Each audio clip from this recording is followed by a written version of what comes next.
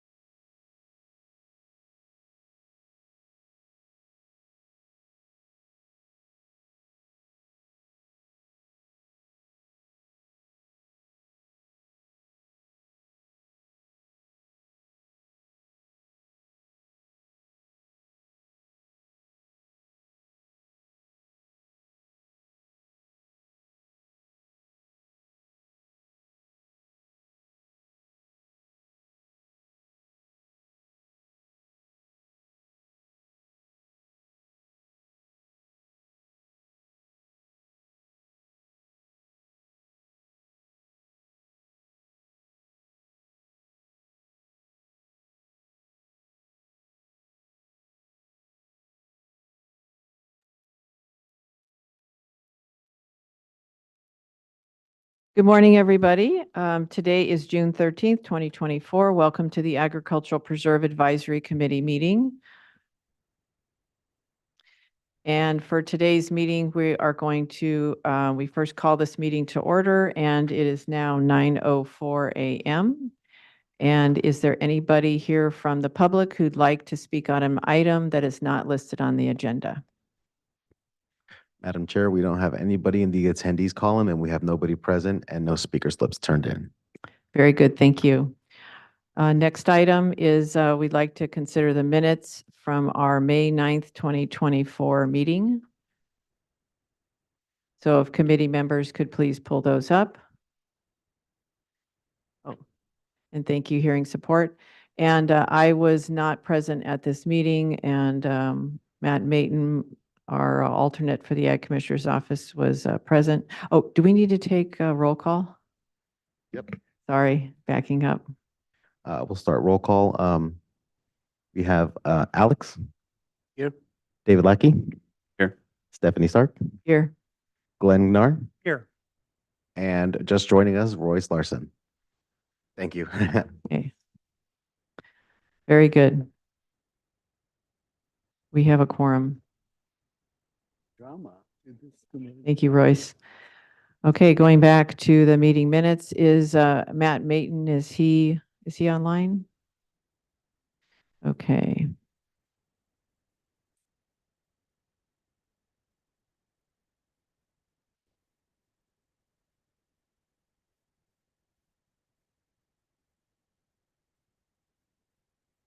Okay, anyone like to make a motion to approve the minutes? I'll make a motion that we approve the minutes of May 9th as presented. I'll second. Roll call, please.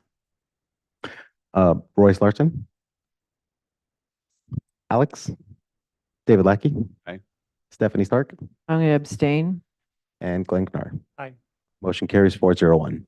Okay, thank you. All right, that brings us to our agenda management. We have today 8 items, and last one is, and those are all new items. We don't have any continuing items today, and we also have a section for reports of committee members. Is there anyone today at the meeting who would like to continue an item that is listed on the agenda? And if so, please state your name and which agenda item, your purpose for continuance, and which meeting you'd like to continue to.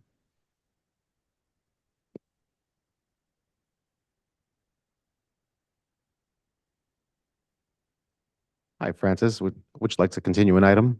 Yes, good morning, Chair Stark, members of the committee. My name is Francis Romero. I'm a senior planner with TW Land Planning and Development, and we just recently became the representative for Ballard Ranch LLC. I just received the file dump Monday night, so I am not prepared to speak on this matter, but I can be available and ready to go at your next scheduled meeting, which I believe is on July the 11th.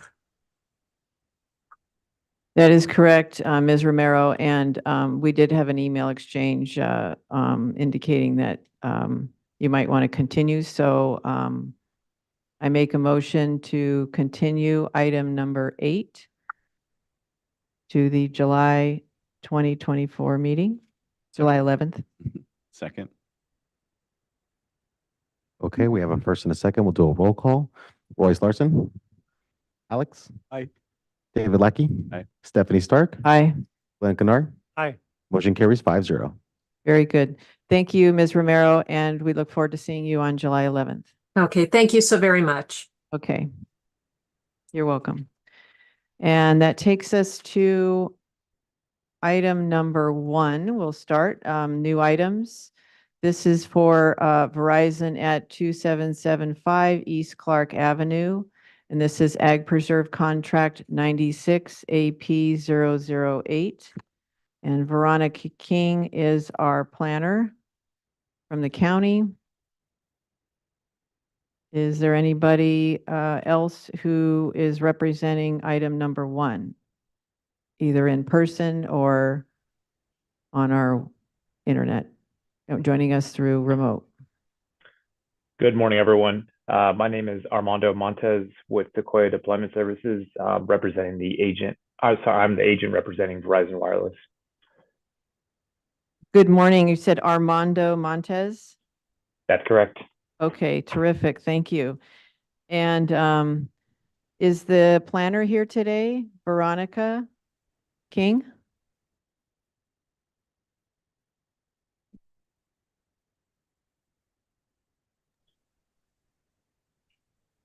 I don't currently have Veronica King online. I can send her a message right now and see if she can get on. Okay, that would be terrific. Thank you, Mr. Montez. So we have a number of items in our packet regarding this case. Oh, Veronica just jumped on. Great. Welcome, Veronica. Hi, thank you. I'm available Hi. for questions. Sorry about that. That's okay. Thanks for joining us this morning. And we're just starting with item number 1, the case. And we have it in our agenda, but would you or Mr. Montez like to provide an overview for the committee? Is Armando on? Yes, I'll let Armando take it away and add anything if necessary after his presentation. Okay, thank you. Mr. Montez? Okay. All right, guys. Verizon is proposing a new wireless telecommunications facility, as you mentioned, at 2775 East Clark Avenue in the city of Santa Maria. The proposed project is located on the northwestern portion of the property, set back 258 feet 11 inches from the closest property line to the north and 111 feet to the closest property line to the west. The facility itself is designed as a 3-sector, 100-foot tall monopole that will sit in a 900 square foot equipment lease area, securely enclosed by an 8-foot tall chain link fence. And the proposed project will not impact existing agricultural operations because it's being designed in an area where there's no active agriculture, or will it cause the removal of any land. Pretty much just a quick summary of what this project is about and how it kind of relates to the ag preserve.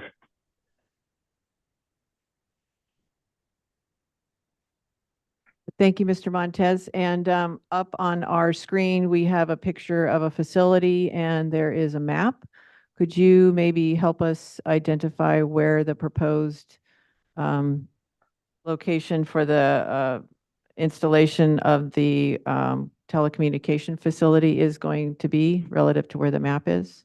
Sure. So this is, I believe this is off of Clark Avenue, looking north. And so the proposed project is going to be probably to the, I would say, northwest of this photo, in the back of the facility. And so you can see on the map up there, the little square with the S is kind of where the site is going to be. And yeah, this is just photos of the actual area itself. This is the back portion of the property. Is there a better map or a suggested map that you have, Veronica, that you could pull up for us? We could just see where it is to help orient the committee. Would the site plan be sufficient? That should be included in Okay. what was uploaded for APOC. If you could open that on your screen.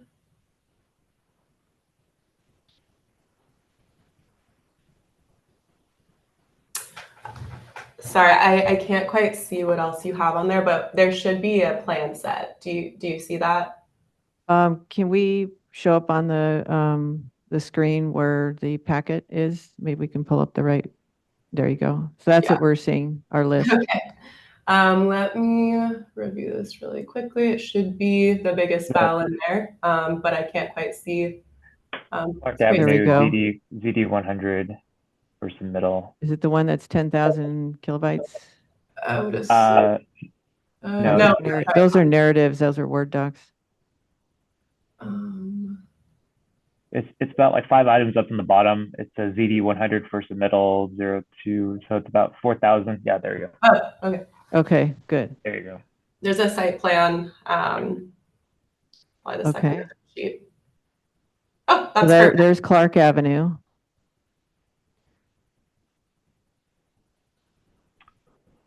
Yeah, so I believe what they're labeling Clark Avenue back there is more of like a smaller road. The larger Clark Avenue that has the larger thoroughfare is going to be a little bit more south. Okay, so from- we're gonna pull down this map and we'll find something that this looks like it's incorrect. Incorrectly labeled. Okay, this one shows the APNs. Yep. Okay. So as you can tell on the bottom right there, that's Clark Avenue on the very bottom. Yes.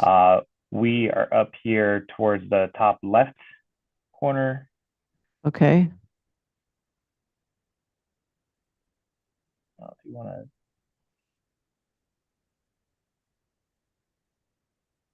Yep. So we'll be right there, right in front of those.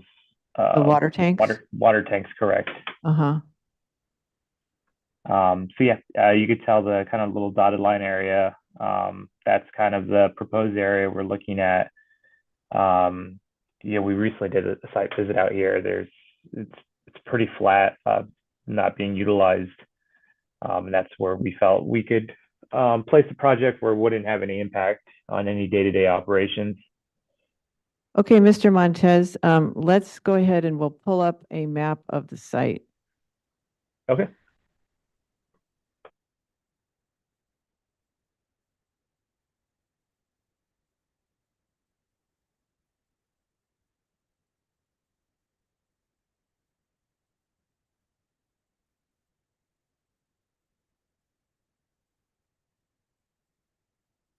Okay. So it's in that area there. This is the site. This is the parcel. That's correct. Yeah. So right. Okay, right- because when right where we, you're when the hovering over- committee's looking at not just the project itself, but just the overall, there's Clark. Yes. Okay, so the whole contract is coterminous with the parcel, outline of the parcel. Okay.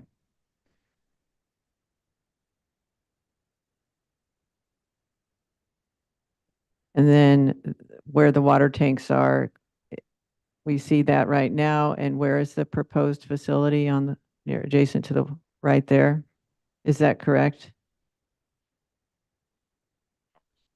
Yes, that's correct. Okay. And there's no agriculture in that area? Well, that specific spot. Correct.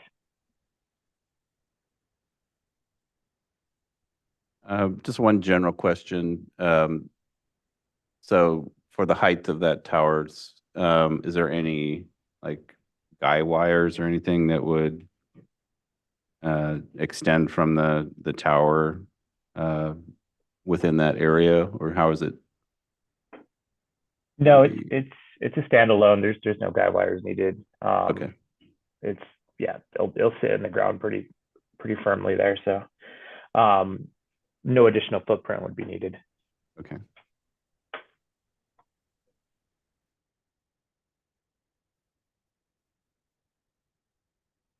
So in general, just looking at, Uniform Rule 2-9, it is stated in the uniform rules that in general, communication facilities are considered compatible uses. So just kind of looking at my fellow committee members, seeing if there's any concerns about compatibility with proposal and the agriculture on the contract or the property.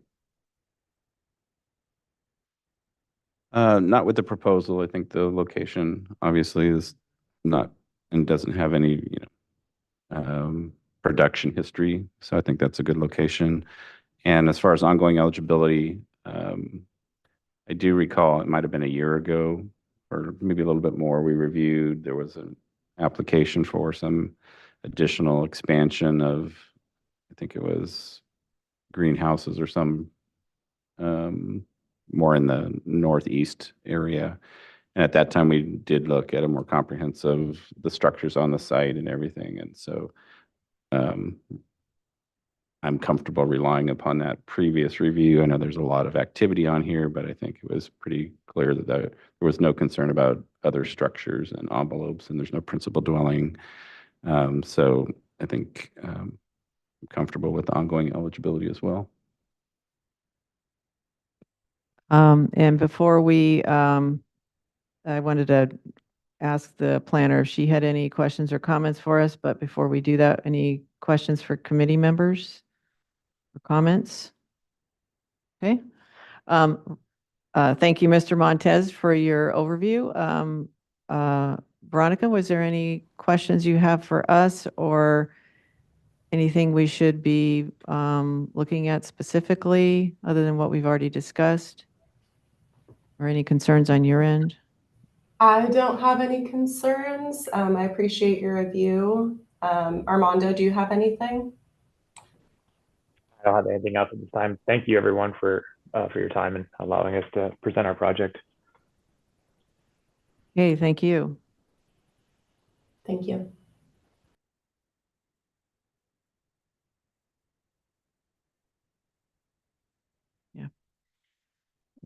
Okay, I make a motion to consider the request consistent with the uniform rules and that the property is maintaining ongoing eligibility. For contract number 96 AP 008 is maintaining ongoing eligibility. Second. We have a first and a second. I'll do a roll call. Royce Larson, Alex, David Lackey, Aye. Stephanie Stark, Aye.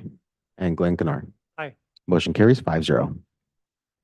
Okay, thank you, Mr. Montez and Ms. King for attending our meeting. We always appreciate the planner involvement. Thank you. Thank you, everyone. Okay, going on to items. The next item 2 and 3 are connected. They are 2 new proposed ag preserve contracts. So even though we're going to be considering them and making motions separately, we will possibly be discussing them together just for clarity.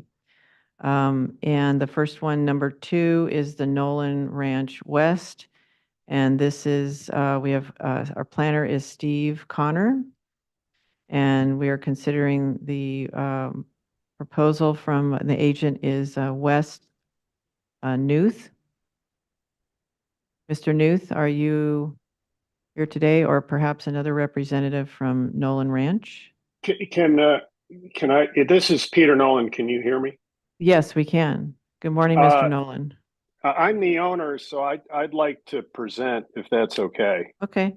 Yes, that's okay. So currently we are considering, this is for a new contract. I'll just kind of set it up, Mr. Nolan, and you can give us more details. There. We also have another gentleman at the podium. Oh, hi.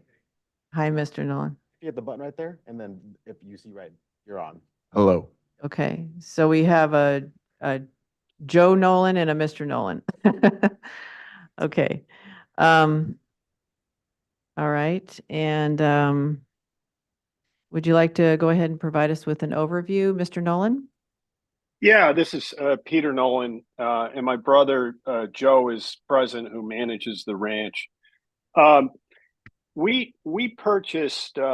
Many of you are probably familiar. This is the so-called Blair Ranch or Roblar Ranch. It's just adjacent to Los Alamos on the 101, roughly 5,400 acres. It was owned by Kendall Jackson. We purchased it from Kendall Jackson in 2021. It was not subject to ag preserve, so we're here seeking to put the property into ag preserve. As many of you may know, this property has been fairly controversial. There's a significant California tiger salamander metapopulation on the property. And for quite a period of time, Kendall Jackson basically attempted to put in a more robust agricultural development on the property. And the short story is they gave up and sold the property to me. And my theory was working with Fish and Wildlife in California, Fish and Wildlife, we would come to an agreement on a conservation easement. And so what's happened with the property is that we have struck an agreement in principle. We expect to have it fully executed in the fourth quarter of this year to put the entire ranch under a conservation easement for the benefit of the California tiger salamander in particular. This would basically prohibit any cultivation or any development of the property whatsoever, with a couple small exceptions. We can plant only, out of the 5,400 acres, we can plant roughly 70 acres of grass, hay for cattle. We can continue to run cattle on the property. We do have two workforce housing buildings on the property, but pretty much we are not allowed to cultivate. If we execute the agreement, we were not allowed to cultivate anything else on the property. So we believe, or I believe, this is exemplary for ag preserve, as we pretty much can't even do regular agriculture. All we can do is run it as a cattle ranch. And right now, we're paying full taxes on the property, which we're looking to basically put in the ag preserve and get agricultural taxes based on the uses for the property, which is nothing more than grazing cattle. And I'll stop and see if anyone has any questions. Thank you for that overview, Mr. Nolan. I was wondering if you could point us to maybe one of the maps that has, an overview of the entire property. David has pulled up one of the. Yeah, and so, just to kind of go back to square one, is that the overview map? Because we had information in our packet I think the packet in number 3 for committee members has more items in it and might be more helpful to start with that packet as opposed to number 2. And so would you describe, Mr. Nolan, with this, or Joe, who's at the podium, would you say that this is the best map overview of both the properties or all the properties involved for 2 and 3? It is. Okay. Doesn't really have the.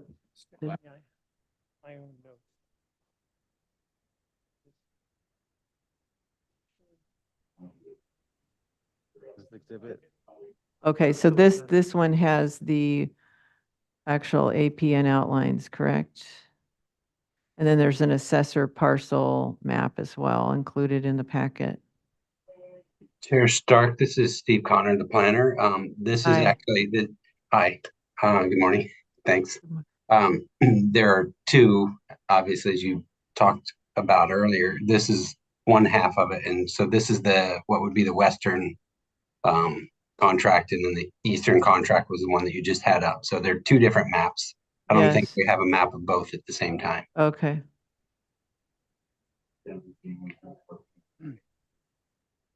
Thank you for that. So this one is, just so I'm clear, we're considering the first one, which is item number 2. And so that has the 2 APNs ending in 012 and 014. And is this the correct map we're looking at here? Oh. Yes. Madam Chair, Yes. if I may add, this is Alex Yuremowicz, County Surveyor. I'm a little bit familiar. There was a case for certificates of compliance with Mr. Jackson. And I believe the 2 APNs 14 and 11 are one single legal parcel. According to a lot line adjustment that's recorded in around 2000. And so the two cases probably should be one case for at least for these two large pieces, 11 and 14.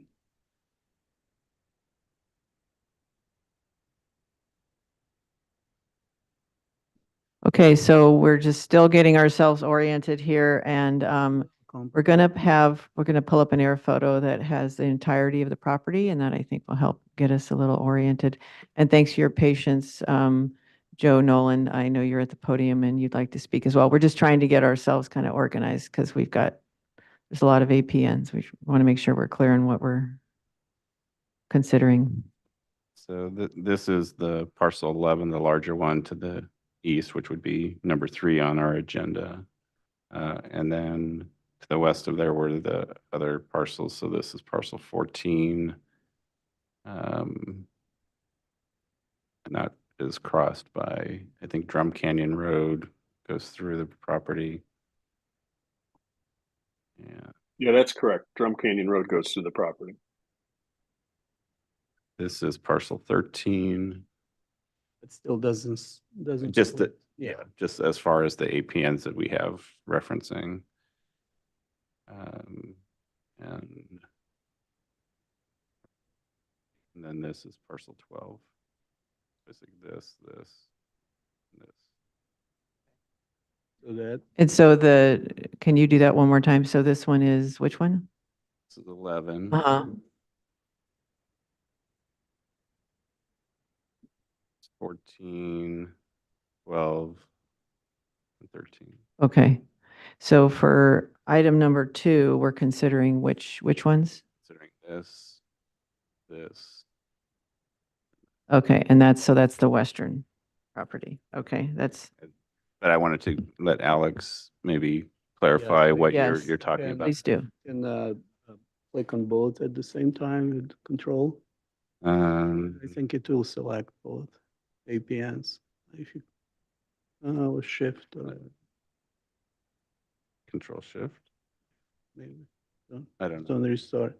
So yeah, those two properties are it's one, One two legal. APNs is one legal parcel described in lot line adjustment that recorded in 2000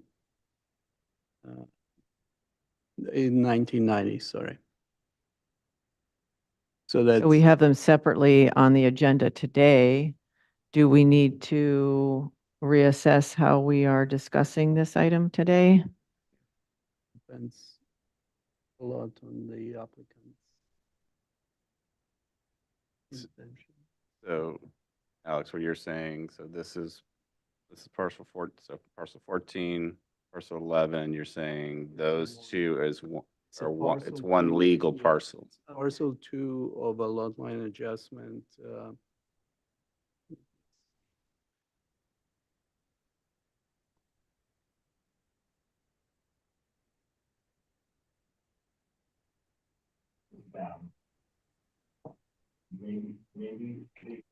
Alex, this is Steve. If you have that lot line adjustment number, would you mind? Yeah, just a Might help second, me. because there's a record survey that recorded that lot line adjustment. Okay, I could probably look that up. Thanks.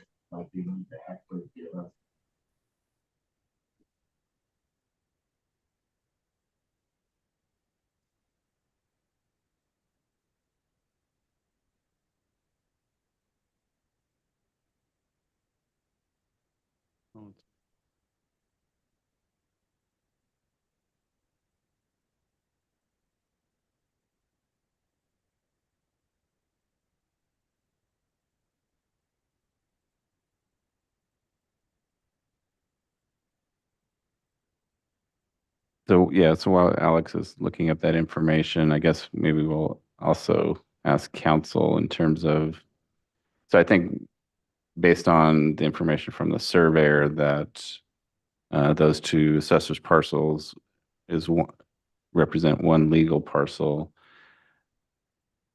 for uniform role purposes, you couldn't have a legal parcel in two separate contracts as they're presented today. And so I think that would, I guess, Council, what do you recommend? Do you recommend that we discuss today, or would that present an issue because of the way it's listed on the agenda?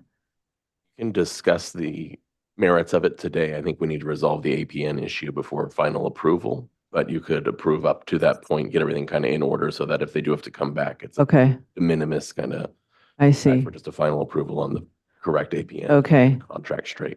So it's okay to discuss just kind of, we have to do both 2 and 3 together. So we'll kind of maybe get at least the general idea of what's being proposed by the applicant. And maybe we only have to probably continue the item.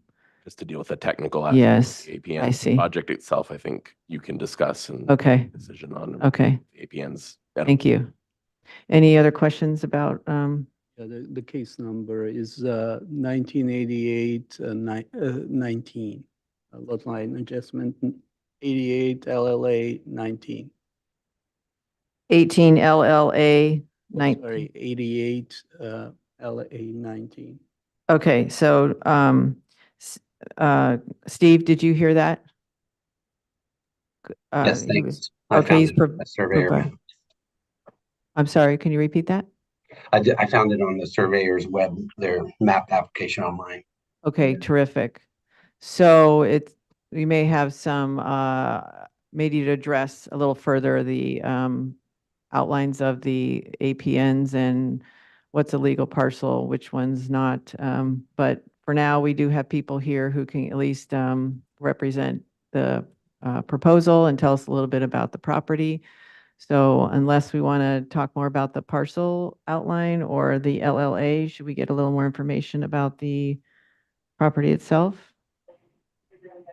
certainly I think we can do that. Okay. I think based on this information, it sounds like if in fact that's the case, that we would need to be only looking at one contract versus two, that all of these properties, because that legal parcel for parcel APN 14 and 11 represent the bulk of, the property here. And since it's one legal parcel, it needs to be in the same contract. And so I think that's a consideration for both Mr. Nolan's to review the information from the survey and work with Mr. Connor, your planner, to confirm and verify that. But I think the outcome, if that is all correct, is that you probably need to kind of convert this into, if you still want to move forward with the Ag Preserve contract, it would need to have likely all of these properties, assessor parcels, into a single contract application rather than the two separate. So I think procedurally, that's what I think we would be moving towards. So I don't know that, whether or not there's merits. I mean, it's an interesting properties, both in terms of the history and the large extent of the operations and the ag history. And we certainly could receive that information, but I don't know if that's going to be relevant if where we're moving towards is likely a reconfiguration of the application for new contract. Yeah, and also just way the uniform rules are structured is you're going to have more restrictions on the property if it's one contract versus two contracts. So restrictions on development, and so that's something to consider too. Yeah, so the APN 13 and 12 probably could be considered as standalone. Don't know about the zoning, but they probably would meet the requirements as separate contracts, and then 14 and 11 would be one. Okay, so that's just another possibility. Mr. Joe Nolan up at the podium, what do you want to just give us a very brief, maybe what you were going to talk about today? Is it about the how the ranch is operated, or?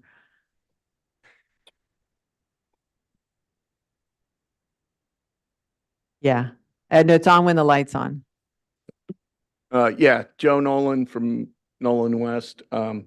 It's a cattle ranch. I was here to answer questions that maybe my office was. Okay. Yeah. Just kind of thinking about just the sudden change in how this might look. I'm thinking that one, we're going to need to continue this item. And that the applicant is going to need to work with our planner, Steve Connor, to try and come to maybe a restructuring of the application or reapply. I don't know how that works specifically, but I'm just thinking that although, like what David was saying, when we start changing the lines and the boundaries of what the proposal is, it can really affect, the committee, decision. And I just think it wouldn't be the best use of time. We hear a bunch of information based on one proposal and it's going to get completely restructured. So I just thinking about most efficient use of everyone's time. Steve, did you have any input on this? What do you think from the planning perspective? I think it's probably fine. It could be as easy as just dropping one application case number and just they'll all be, typically we can change the project description on our cases, like, whenever those constantly change. So that's not a problem. We could just add everything into one description on one case number. Uh-huh. Yeah, I don't think that part would be, Okay. wouldn't be overly complex. Okay. I think one thing we could use for the resubmittal is a map of showing the entirety of the proposed ag preserve contract. That would be helpful. Okay, we could certainly ask for that. Yep, and where the grazing land is, and just a graphic depiction of that really helps. Because it sounds like it's precluding any, I don't know how, that was one question I had for planning was when there's a conservation easement involved with this, it's a private party agreement. I know we have limits on how much we consider regarding those private party arrangements. But if there are restrictions against planting, then I would think we'd want to see at least where the proposed grazing areas are going to be. I had that same question. I know they mentioned, Mr. Nolan mentioned 70 acres. Yeah, and I guess just another question I had relating to that pursuing the conservation easement. Maybe this is for Glenn. I think in the past where we've seen Sergio, at least for the and I know I forget the tax code section, but in terms of the general layperson understanding for myself is that certain conservation easements can qualify and get the same tax benefit as if they were in ag preserve. So in some cases, there was no need to have an ag preserve contract if the conservation easement was essentially the benefit that they were getting was being received through that. I think that's right. And it's just kind of a formal process on the ones that were approved and approved by the supervisors. So it went through that formal process. I know those were in the cases where they qualified in the absence of an ag preserve contract. They went through that formal process of being approved. Oh, I see. So if they're seeking to be qualified as a standalone conservation easement and get that tax benefit, they have to kind of go through that conservation easement needs to get approved by the board Yes. for that tax to authorize that benefit. Okay. And so if properties have, I know some properties have partial conservation easements on part of an ag preserve contract, and aside from the tax agreement, that's something that can be worked out, I guess, separately. As far as ag preserve, do you see any issue having, if everything else looks like they would qualify for an ag preserve contract. Is there any concern of potentially having both a conservation easement and an ag preserve contract on No, the I same don't think property? so. Okay.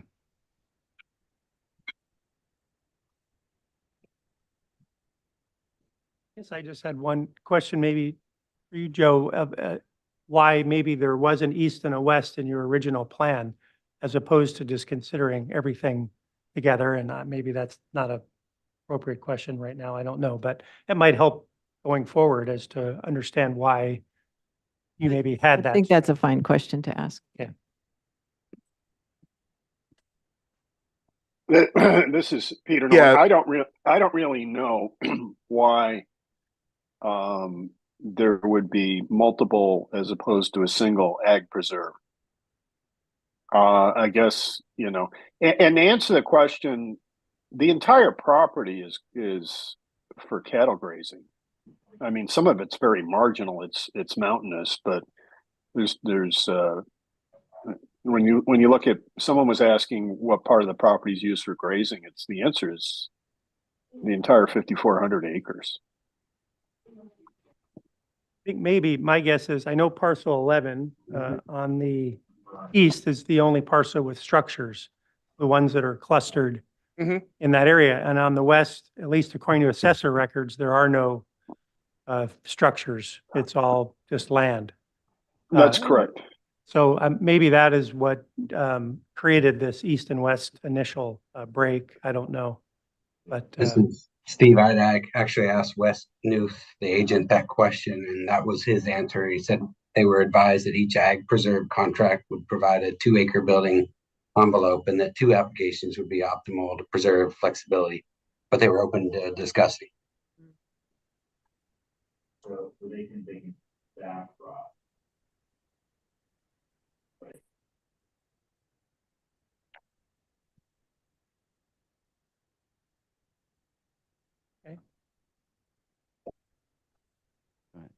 I was just going to say, are there any more questions from committee members? I think we're going to end up continuing this item to another meeting, but if we have any questions just in general, while we have both Mr. Nolan's here and the planner, that might be a good time to ask conservation easements, or I think we need to do a little bit, there needs to be a little bit more background work on the legal parcels, but we can certainly answer or ask some general questions to move this along. And any questions about the grazing lands or anything? Go ahead.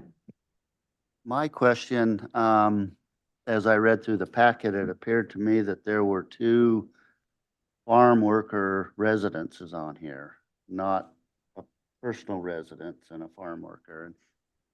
And I think justification would need to be made on why 2 farm worker residences are needed for a cattle ranch.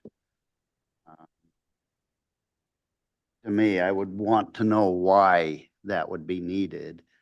The other question that I had is looking through the materials given, there were like 4 or 5 16-inch wells. And I don't know how that would fit with a cattle ranch either. So is there some other use for those? Some of those kinds of things I think need to be understood as it relates to a cattle ranch, which the purpose of this would be to get the Williamson Act. Yeah, let me answer the second question first. Is the wells were put in by Kendall Jackson when they were going to develop vineyards, and they're legacy wells, most of which are not in use. So they're not. The answer is they're not necessary for a cattle ranch, but they're there. They were dug by the last owner. And you do need a couple people to run cattle on 5,400 acres. So I don't understand the farm worker question. What usually it's not a single person that can handle a property of that magnitude. And they also handle our other ranches. We have ranches down the Lisos Canyon as well.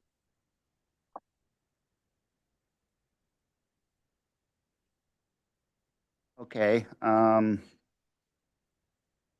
it would help, I think, help me as maybe the rest of the committee, the number of cattle that you will be running and what the responsibilities then would be to show that both of those residences are needed for that. And I'm not a rancher, but I work with a lot of ranchers, and the 5,400 acres is a sizable area, but yet I don't know of anybody that has 2 farm residences on their ranch to run that size of a ranch for the cattle. That's We why have I'm a total of 12,500 acres in this area that we run cattle on, and we rotate the cattle between the ranches. Okay, saying that, well, then that's not part of just this application. So we need that further explanation. Help us. So.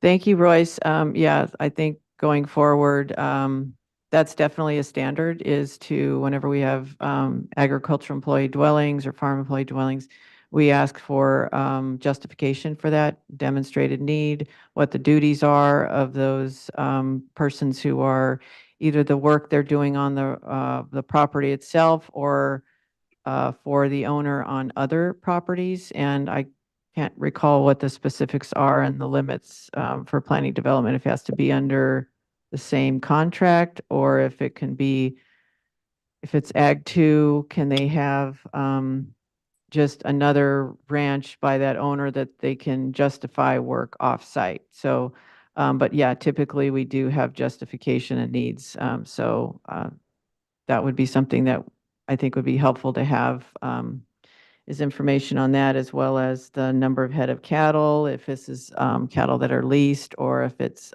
owned by the property owner. And then also fencing is another thing that we typically like to see, if there's any cattle fencing, and then on the property itself. So yeah, I agree with Royce. Well, I'm sort of little. So what would the committee? What does the committee want us to come back with? Because it's a little bit unclear. So you want you basically yes. want a fencing map? Yeah, I think what we're looking for is, so just from what I'm hearing today, we're going to, and we can put this in our motion, just to kind of, before we go to a motion, I just wanted to clarify. So I think what we need is perhaps a discussion between the family, the owners of the Nolans, and as well as the planner, decide and maybe work with the assessor's office and surveyor's office on what is the best proposal, if it's one contract or more than one contract. I don't know, just based on the legalities, and Alex can certainly assist you in that if he has any additional comments.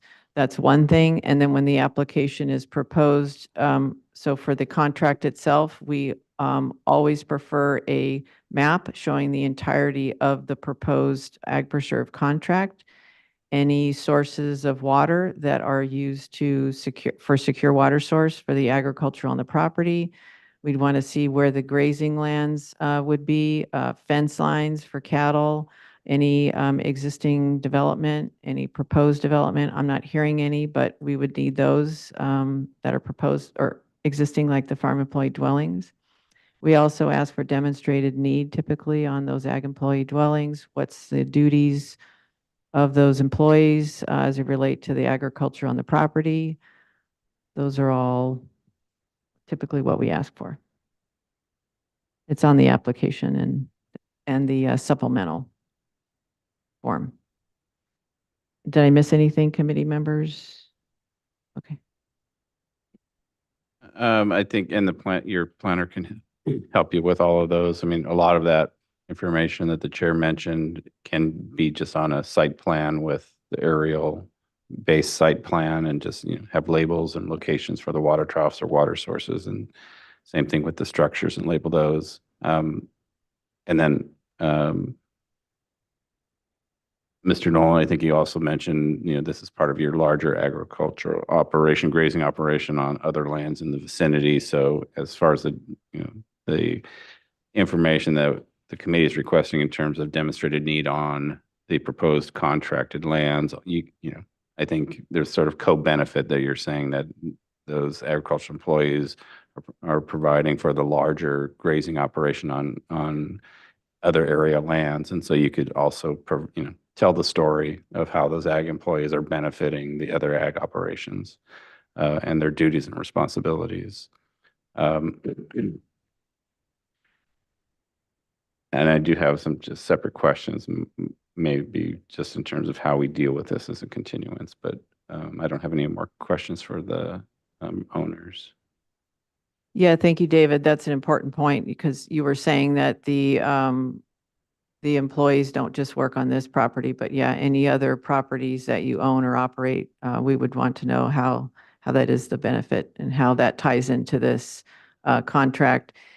And I'm not as familiar with the conservation easements. I've had only a handful of little experience on those and how they pertain to a new ag preserve contract. And it sounds like this conservation easement has some specific restrictions. So I would just want to understand, visually, if I'm looking at a map, how much acreage is there for the agriculture? Because that's what is qualifying you for a contract, is the grazing lands, as I understand it. So no production agriculture of any kind, no irrigated agriculture. It sounds like that's going to be precluded on this property, so it will be strictly grazing land. So I would just want to know, like, how much area would there be available for agriculture on the property? Because you are qualifying for the contract under the cattle, using the cattle. Yeah, I'm confused because it's 100% other than the buildings. The entirety of the ranch is used for grazing and nothing else. And then 70 of those acres, 70 out of 5,400, were allowed to plant hay. Okay, yeah, that's very helpful to have that on that site plan, just to show us like where can you have that. The 70 so you want a map of the entire place, and we say this is all for grazing, or how would it work? I'm a little confused. I guess what I'm saying is if there's any areas that are restricted from the grazing lands, and I don't know enough about there are none. Okay. I thought I heard that there were some areas that were restricted. Maybe it's just for the production agriculture then. Is that correct? The entire property is restricted from any cultivation except for 70 except for 70 acres. The entirety of the property is a cattle ranch, and that's all we can do. Okay, so if that's the case, then I guess there wouldn't be any kind of, from what you're telling me today, it doesn't sound like there'd be any graphic depiction of that on a site plan, but maybe more of a narrative explaining that. And maybe that was already provided adequately. Well, I think, honestly, I'm a little confused because in going through the process, we've made that pretty clear from the beginning. So maybe just I can. Yeah. How I think what the chair was looking at, that this is the first time our committee heard that there was the conservation easement component. And so the question was, if the conservation easement had restrictions that would affect the agriculture that qualifies for the ag preserve, that would be a concern. I think what you've said is that the conservation easement isn't having any restrictions on the cattle operation of where you can graze, but it does have some limitations for areas where you could do some hay or some other ground disturbing ag cultivation. If there's I'm assuming if there's acreage, it could be mapped if the polygon. If that's the case, you could always add that polygon of the 70 acres of where there could be potential future hay production. But I think that from our concern, and I think you've stated that there isn't any physical restrictions in terms of the areas for the grazing operation, then that's good to know. But that was really just because of it was new information to us today, we needed to clarify that point. Are there areas that are restricted from grazing because of the California tiger salamander? No, No, okay, none whatsoever. okay. Thank you for that clarification. Thank you, David. All right, so any other, before I go further, I just wanted to double check or check if there's anybody from the public who'd like to speak on this item. Madam Chair, we have no requests to speak, nobody in the attendees column online, or nobody in the room. No requests Okay, to speak. very good, thank you. All right, so anything else you wanted to add, either Joe Nolan here or Mr. Nolan online? Or from the planner, because I was going to take it back to the committee, see if there's any other questions and we can craft our motion. Okay, So one question, so I think we're going to have a continuance of some Yes. sort. yes, So obviously there needs to be some consideration. Is this going to be repackaged into one application for a single ag preserve Mhm. contract? And then there's some, if that's the case, then you need to update the maps based on the information that we right. requested. So the timing of the continuance is my Mhm. question. And this, I think, is both for Mr. Nolan's and Steve. Can all of this be resolved and accomplished with a 1-month continuance? So that would be our July 11th meeting, relatively short notice. Or if you think you might need additional time, we could then continue it to the August Ag Preserve meeting. And typically, just wanted to add, we have, we request that items are obtained by hearing support. Is it 2 weeks prior to the meeting? 2 weeks prior to the hearing date, so that, I don't have a calendar in front of me, but that July 11th meeting, when would you need your items?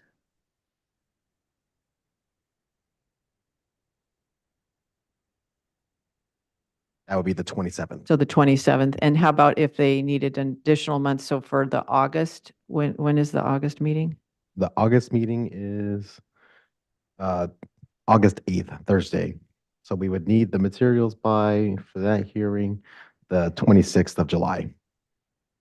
25th of July. 25th of July, okay.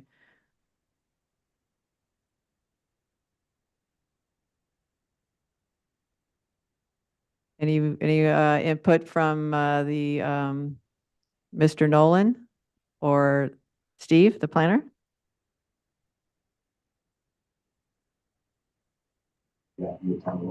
I don't believe I have any input. I guess it all depends on which direction this takes. Sounds like it might be moving toward one contract, but I'm not sure. Okay, perhaps I could recommend then maybe we do the one further out in August, and that way it gives you a little bit more time, some flexibility to reconsider or to reconfigure your proposal. Hi, this is Wes Newth, the agent. I'm confident that we can get this together by the June 27th deadline. So in my view, I think that the July meeting is eminently doable, and would work with Steve and the Nolans to get it done in advance of that 27th deadline for the July meeting. Okay, so I'm hearing that you wanted to do it for the July 11th meeting. Okay? And that would mean, just to be clear, that you would need to turn in any materials to hearing support by June 28th. That's correct. I think that's Okay. doable from our end. Very good. I think before we do the official motion, I Yes. think what we will be doing, we'll be continuing both item 2 and 3 to that Yes. date.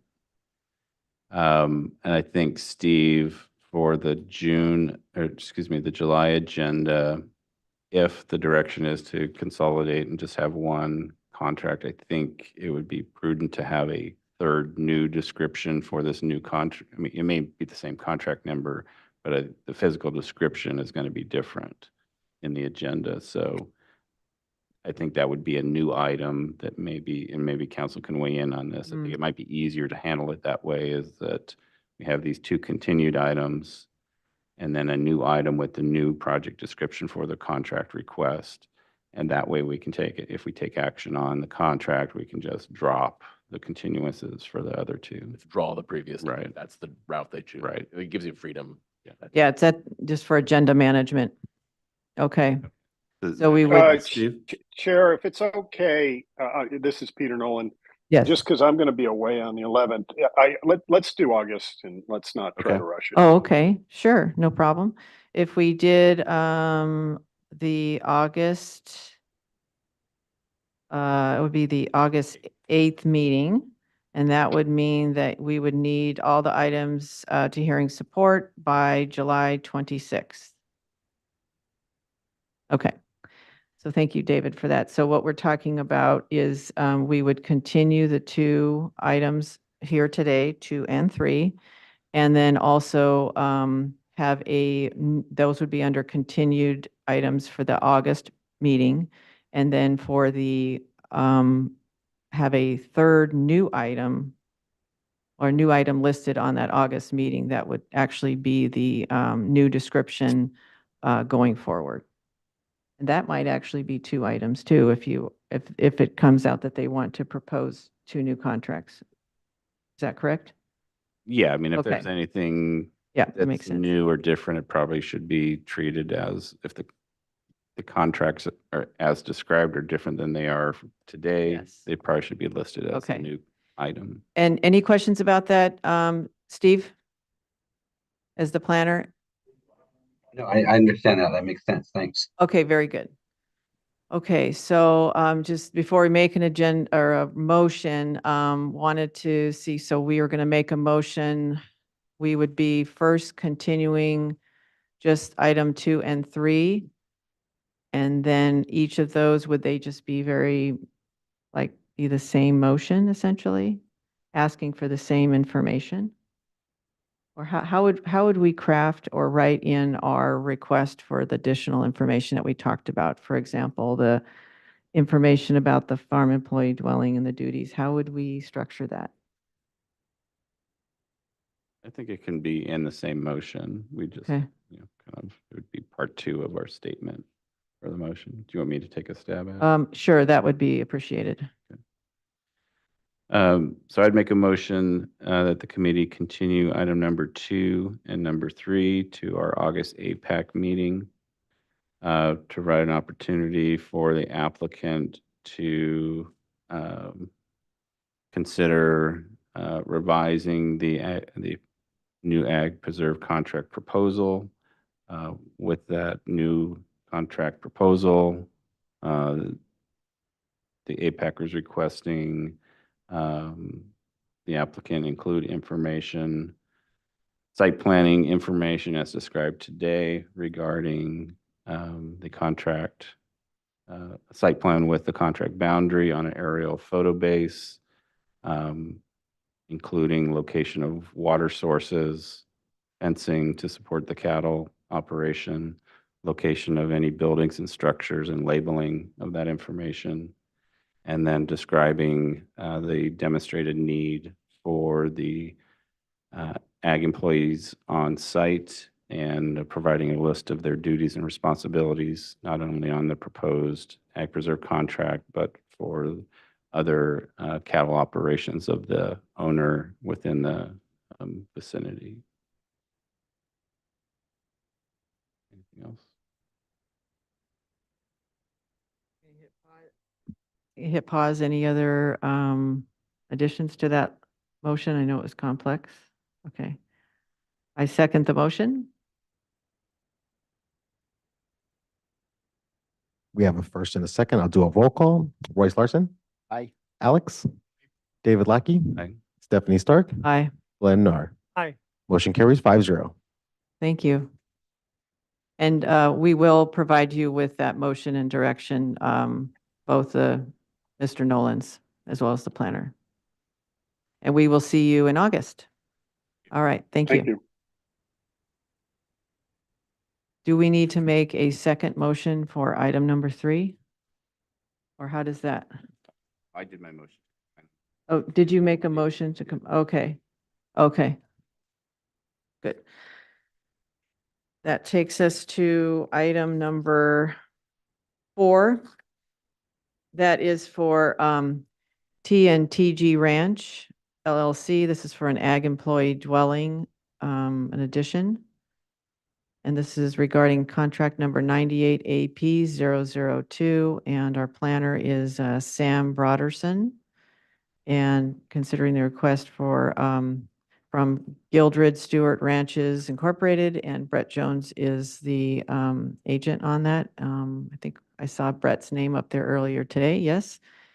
And is Sam Broderson, the planner, here as well? Yes, I'm here. Okay, very Thanks. good, thank you. I can't always see the names, thank you very much. Good morning, everyone. Okay. Brett Jones here. Can you hear me okay? Yes, we can. And thank you very much for joining us this morning. And we have the site plan pulled up. Great. Okay, we want to give us an overview of what you're interested in doing? Yeah, absolutely. This is a 63-acre parcel on Refugio Road, actually bisected by Refugio Road, just south of the river.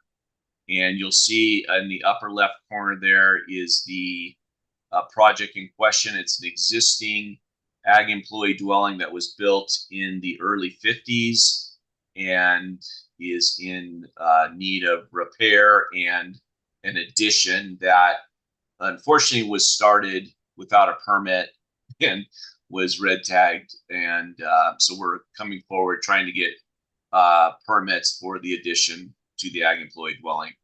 The property recently, I believe in 21, transferred over from row crops to grapes. And you'll see on the aerial there, it's about 33 acres of grapes now under production. The well is, there's a number of wells, but the well for the house is located in the river. It's a offsite well. And it also serves the reservoir that you see there for frost protection and the irrigation. I believe I submitted some well information as well. The existing property is developed there on the east side of Refugio with the primary dwelling and a guest house and a detached garage. And you'll see that envelope area at the 1.81 acres. And I think I believe that's everything.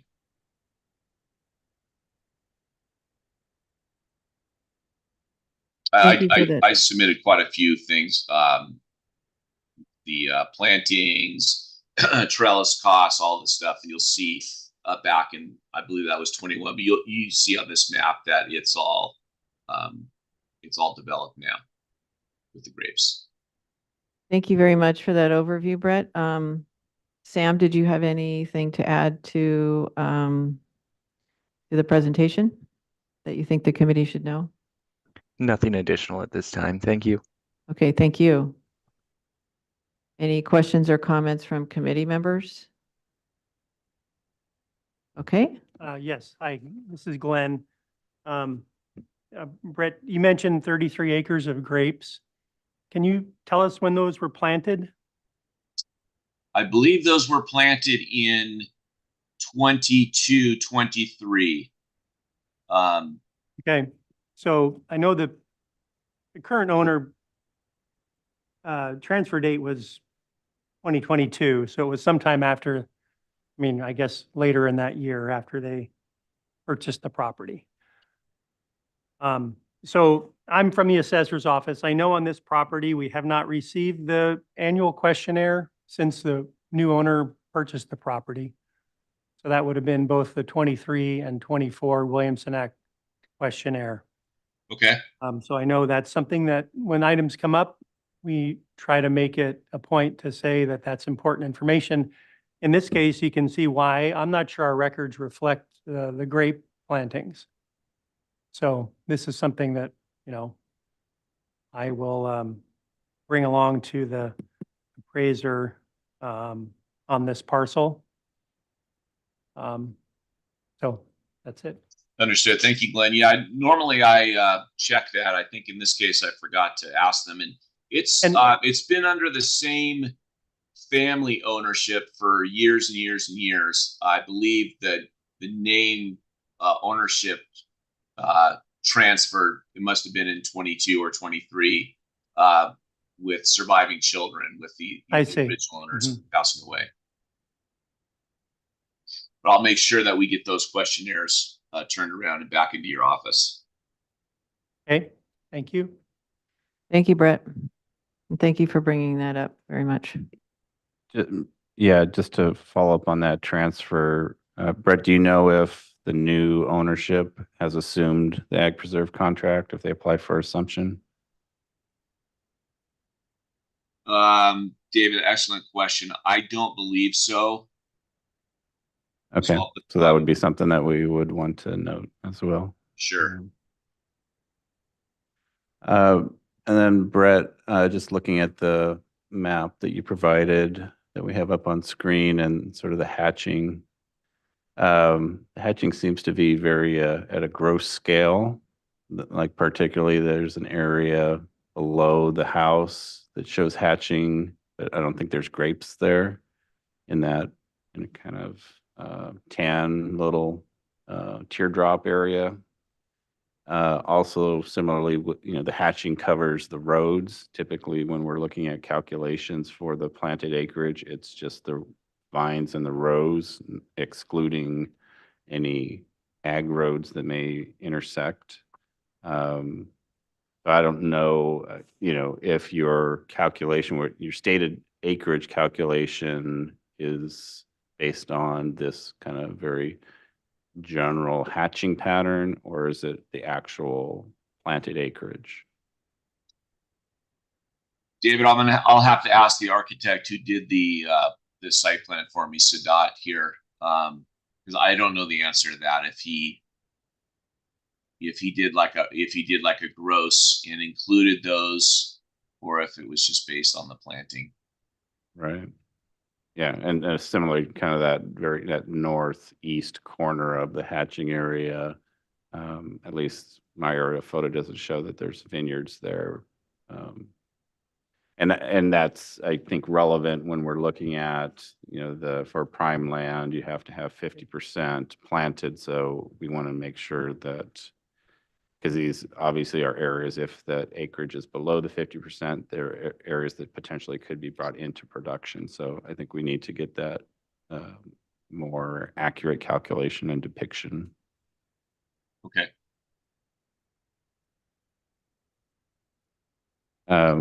And while I'm still on sort of the gross calculations, I did 3 different measurements of what I thought was the non-ag development envelope, and even at a very conservative level, the very conservative level was well over 2 acres. Your hatching, the architect provided here says 1.18 acres.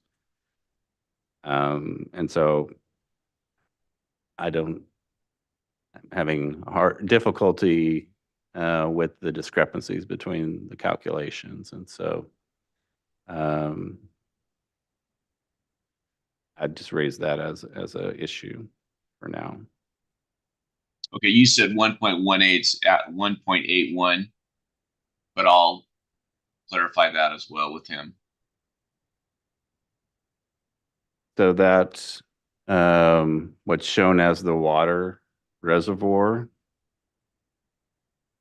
Is that a water reservoir that's in support of the newly planted? I know it's been there for a while, obviously, but is it being characterized as a water reservoir in support of the planted grapes? Frost protection, yes. And so are there pumps and irrigation from that reservoir to the areas for the grapes for the frost protection? Or is that? I believe so. I'll make sure that is on the map. Okay. But you're right, that reservoir was in well before the grapes were there. Right.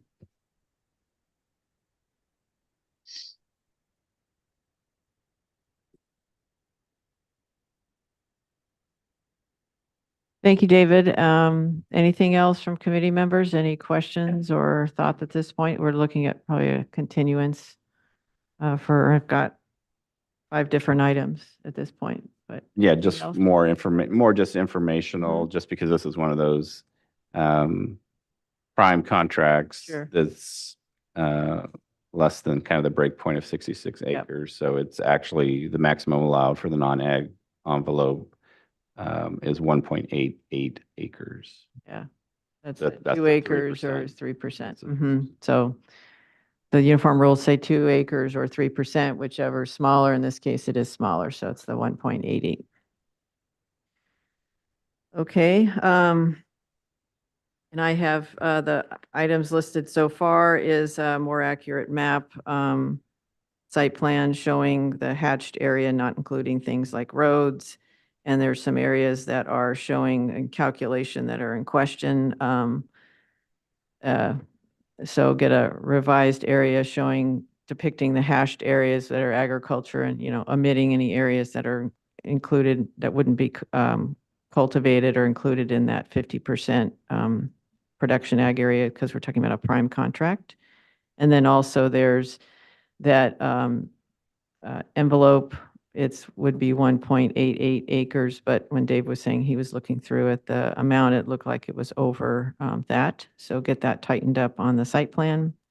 And also a questionnaire for the assessor's office. Those need to be completed for at least, I heard, 2 years. Well, the current year. Current year? Okay. And then even before that, just go through and looks like it may not have filed an assumption for the contract back when the ownership changed. So that would need to occur as well. And maybe they didn't get the questionnaire because it was going to the previous ownership. Maybe it wasn't assumed properly. Yeah. And then also the water reservoir confirm presence of infrastructure that would tie it to the ag operation and being used as frost protection pond. Okay. Anything else from committee members? Okay.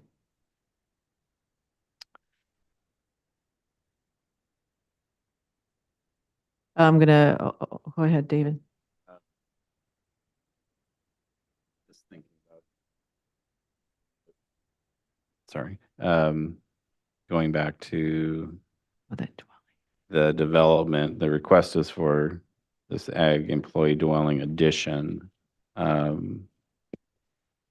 And it might have been, sorry, I didn't look at every item in the packet, so it might already be there, but is there information on the list of duties and responsibilities for the ag employee, particularly since the ag has changed on the property?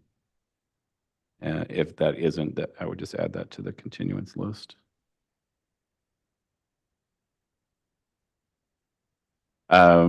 Just to include it, if it's not already in the packet, for the ag employee dwelling, for the ag employee, provide a list of duties and responsibilities in support of the agriculture and the contract.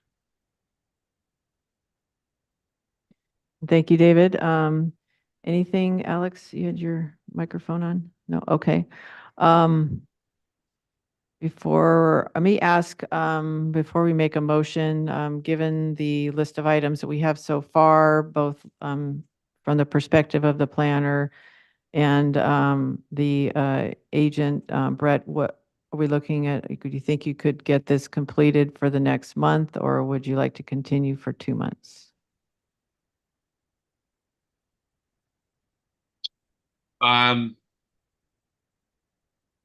I would like to try for the July meeting. I know I've got Okay. other items on that, so I'd Sure. like to try to make that. And then so that, to clarify, that meeting is, would be the July 11th meeting, and we would need items to hearing support by, that would be June 28th. Sound reasonable? Okay, Yeah, I'm gonna try to work with the architect, and if I'll probably know early next week if that's not gonna work, and then I'll let Sam know. that we'll okay, need to push to August.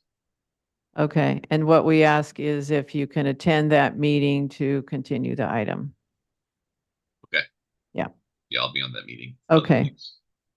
And then also wanted to see if there's any public comment on this item.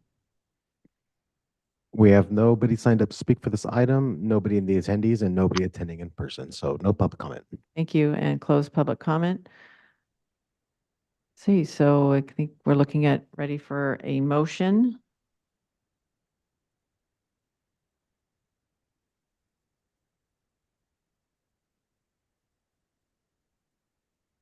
I'll make a motion that we continue the item to the July APEC meeting to provide time for the applicant to provide the additional information that we've listed today. I don't think we have to go through the whole list, or do we? I would put it on the agenda.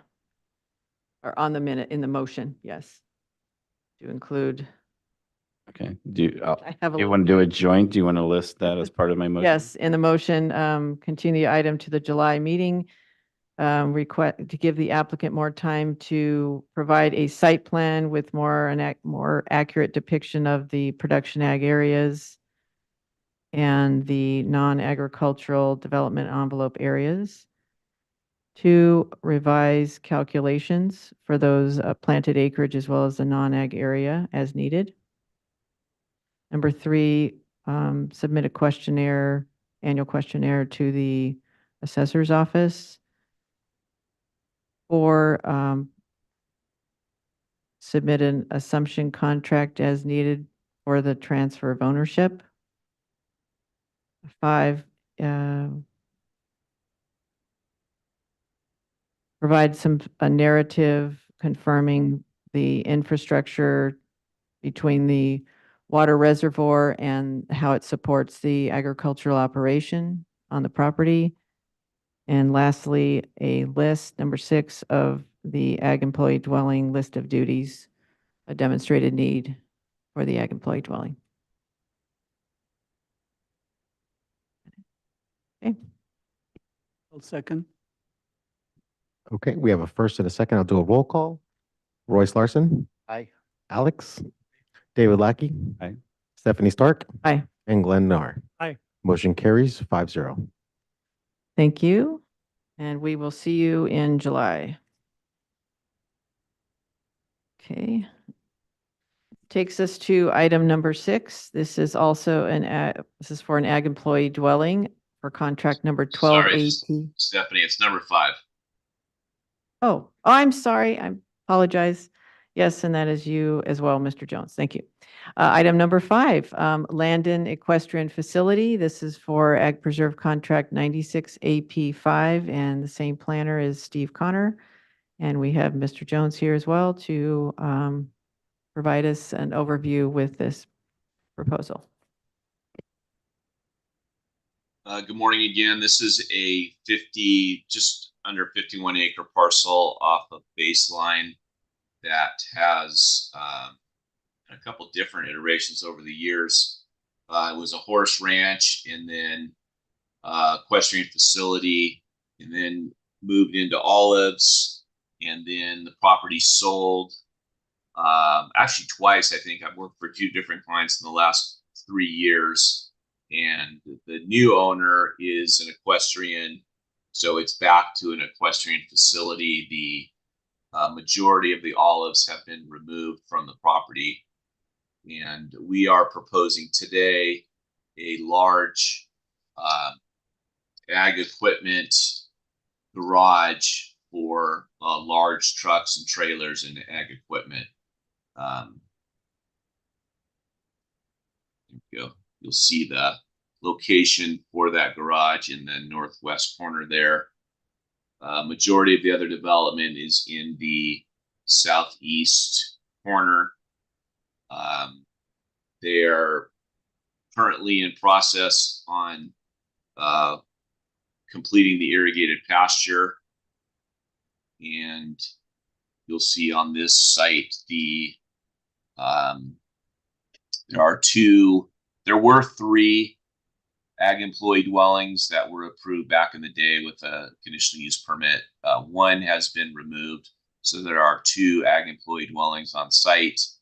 I did send in 3 W-2s for the ag employees that are living in those 2 structures. Part of the description talks about a workshop that we were a little unclear whether it had previously been approved, but I think Steve and I have landed that it was approved before. So I think the only other bit of information is the location of the equipment storage building and garage is next to that western property line because the owner also owns the property directly to the west, which is also a equestrian facility. And the location of the garage trailer storage will work for both properties in this proposed location. You will see on the map you're looking at here, we've got a little pin for proposed arena. We will be coming back for a large covered arena, but that in itself is triggering a development plan. So we have not submitted for that. It does show on this map, but we are not in process on that at this time. That'll happen sometime later this year or next year when we get those drawings prepared to submit. Let's see what else. You'll see on the map the existing well, the reservoir, and the other horse barns. That's everything. I hopefully on this one, I believe I did do an assumption contract, and I helped the owner with the questionnaire. So hopefully, Glenn, you have those. Yes, we do have the questionnaire. Thank you, Brett. Thank you. Brett, just on this map, in your calculations at the bottom, I think under D, the total area of land covered by all permanent improvements shall not exceed 20% of the premises or 20 acres. I'm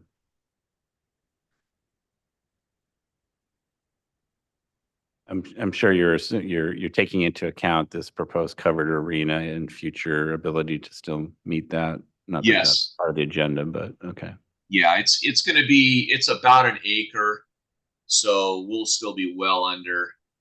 But yes, I did do that early on just to make sure I didn't have any issues in the future. Right. Thank you. And then just a question on this map, that sort of central area that's not shaded by the irrigated pasture, is that currently or going to be put into some other type of ag production, or how is that going to be used?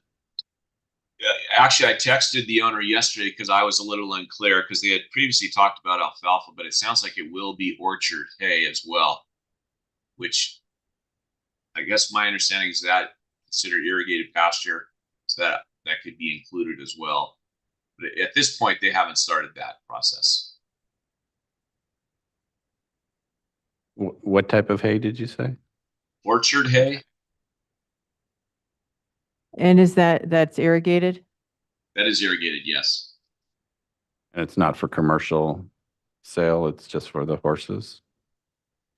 That I don't know. I looked it up a little bit yesterday with some research.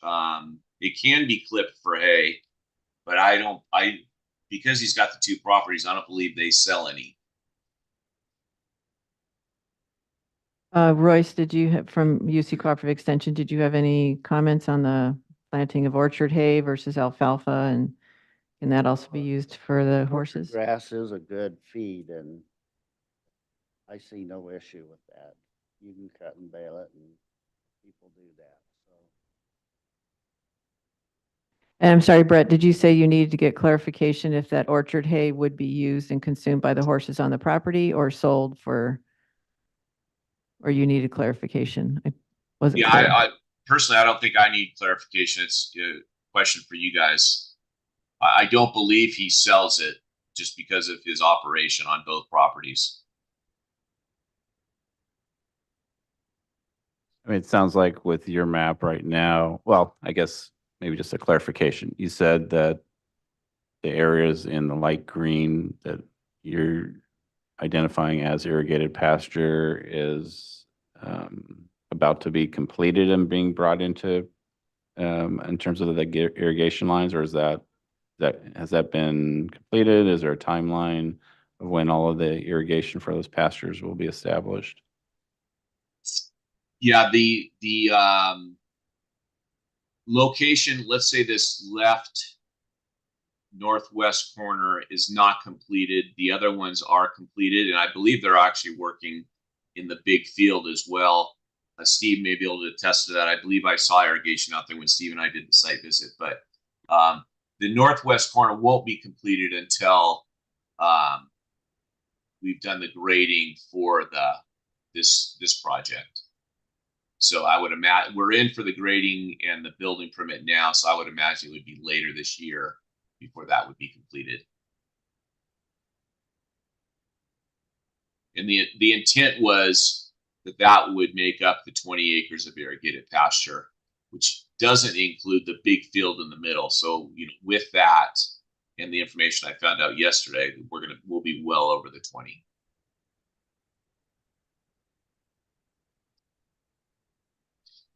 Do you have like a schematic or something showing where those irrigation lines are going to be going to those fields and from the well?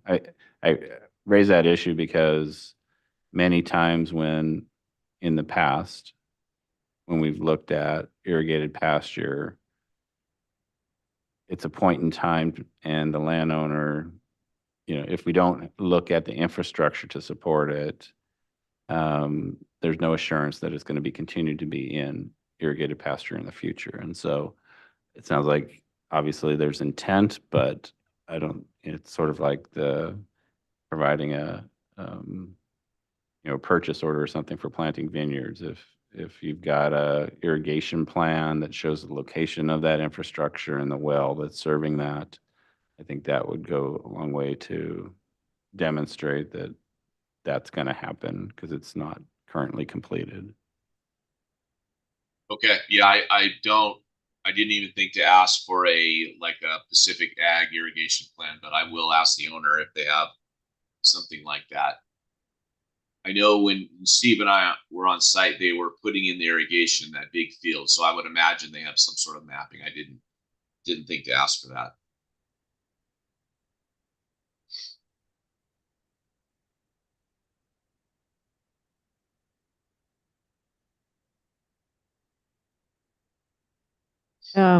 This is Stephanie with the Ag Department.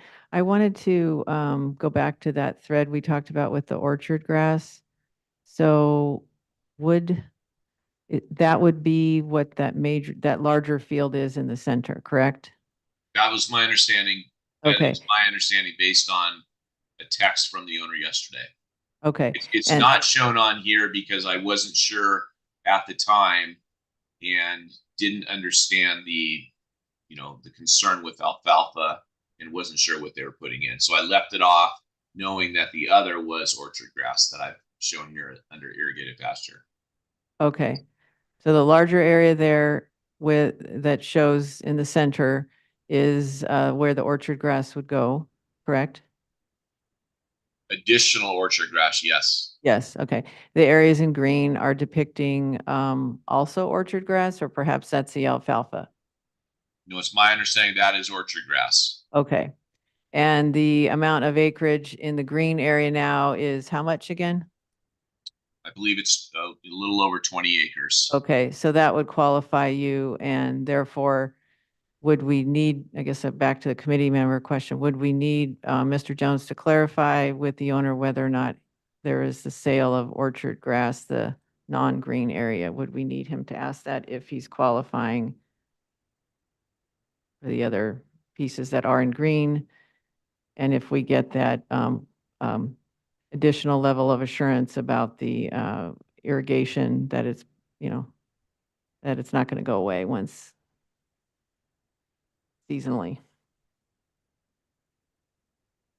I mean, I think since we're likely to continue this, to request that additional information for the irrigation plan. I don't think it's necessary that they have to depict that area as long as what's being depicted for meeting the minimum 20 acres also has the infrastructure to serve it. Yeah. I think that's the most. Okay. Very good. And the reservoir on the property, will that stay? Because that was probably put in as a feature for the vineyard since this is changing, the ag on the property. Is that just going to stay as a reservoir, or what are your thoughts on that, Brett? It was never vineyard. It was originally was a horse operation. So I'm not sure what the reservoir was used for. Then it went to olives. Yes, and thank you. Now it's back to equestrian. I will find out. I would imagine they use it as part of the operation. There is no plan to get rid of it. And I should have said I did not include a personal use area because there's really no personal use on this property. So to answer the question on the reservoir, as I look into the irrigation infrastructure, I'll just clarify, is the reservoir used as part of that? And I suppose the question to you all is, if it's not, would we just qualify that as personal use? Because again, it's to remain.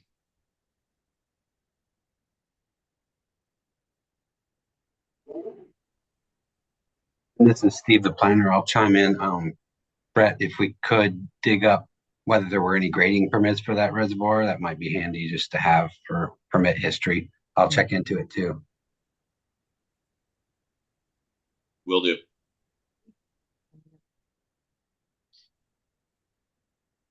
So your question about whether if it's not used for the ag, should it be for personal use? I'm not hearing a great concern from the committee, but I think the next step might be just to ask if it's part of that whole support of the ag operation or not for water. Understood. Yeah. I just was wondering the capacity of the well, maybe reservoir is something to do with the capacity. Did you hear that, Brett? Yeah, I honestly don't know. Okay. All right. Okay. Anything else for us, Brett, or from Steve, our planner? Anything else you'd like to add? Okay, hearing none. Is there anybody from the public who'd like to speak on this item? We have received no request to speak for this item, and we have nobody in the attendees column. Thank you. And if I recall, you said you're trying to come back in July 11th. Is that correct? Yeah. You're going to see a lot of me on July 11th. You still want to keep July, or do you want to push it to August? Yeah, no, I definitely want to get back. Okay. Keep July. Okay. Very good. Any other questions from committee members, or does someone want to make a motion? I'll take a stab. Okay, go ahead. I move to continue this item to July 11th meeting to allow the applicant to provide additional information regarding the irrigation infrastructure on the site. And I believe that's all we need. I'll second. Okay, we have a first and a second. We'll do a roll call. Royce Larson. Aye. David Lackey. Aye. Stephanie Stark. Aye. Alex. Aye. And Glenn Kennard. Aye. Motion carries 5-0. Okay, thank you very much. So we'll see this item back on July 11th. That takes us to item number 6. Chair, Oh, yes. do we have a couple minute break? Oh, yes. I'm sorry. We're gonna have a couple minute break. It is now 10:44. Can we come back at 10:50?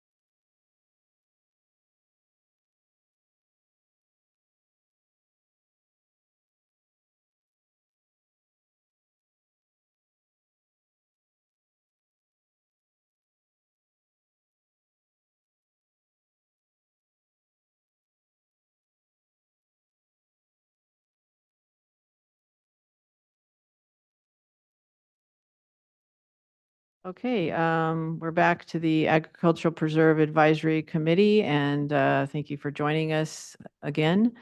We are going to be starting back on our next item. It's 10:50 a.m. Thank you for joining us. So this is the Agricultural Employee Dwelling, item number 6. Contract number 12 AP 014, and Brett Jones is our agent, or is the agent representing the project, and our planner is Veronica King, County Planner. So I don't know if Veronica is able to join us, and hopefully we have Brett back online. But if we could get an overview of the ag employee dwelling.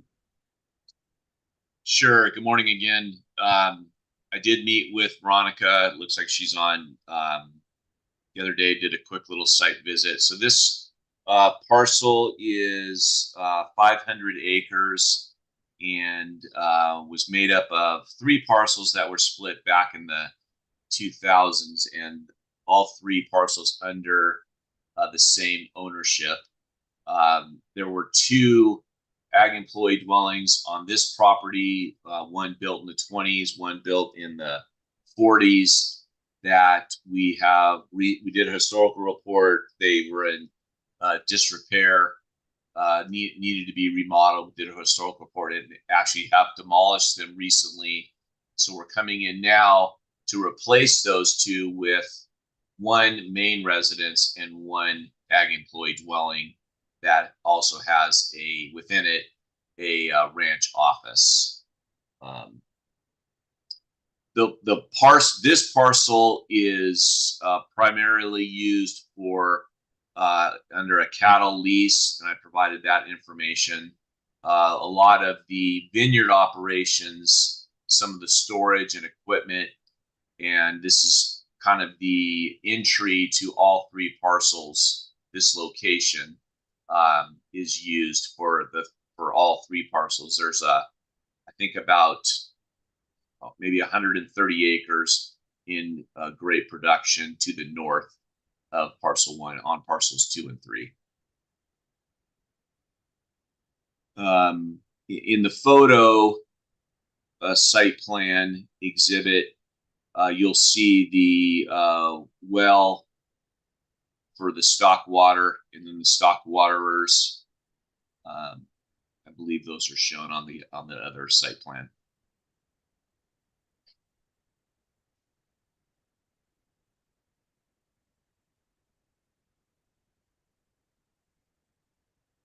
It's like a Google Earth. It might be the exhibit next to that. Yeah, there we go. So you'll see just below the cursor is I believe a tank, and then to the southeast is the well, and then you'll see a few stock waterers that are identified.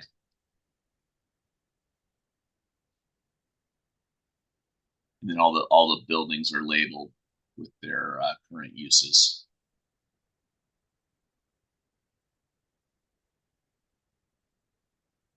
Okay, thank you, Brett. Anything from the planner to add? Hi. Hi, Veronica. Veronica again. I don't have anything to add. That was a good overview, but I'm available for any questions. I did a site visit yesterday. Thank you. Okay, very good. Any questions from committee members? Clarifications? Okay. Glenn, go ahead. Hi, Brad, this is Glenn. Did you say the existing employee dwellings were already demolished? Yes. Oh, okay. And so it looks like the outline of where they were is still showing there, right? That's for. Yeah, if you can zoom in there, you'll see.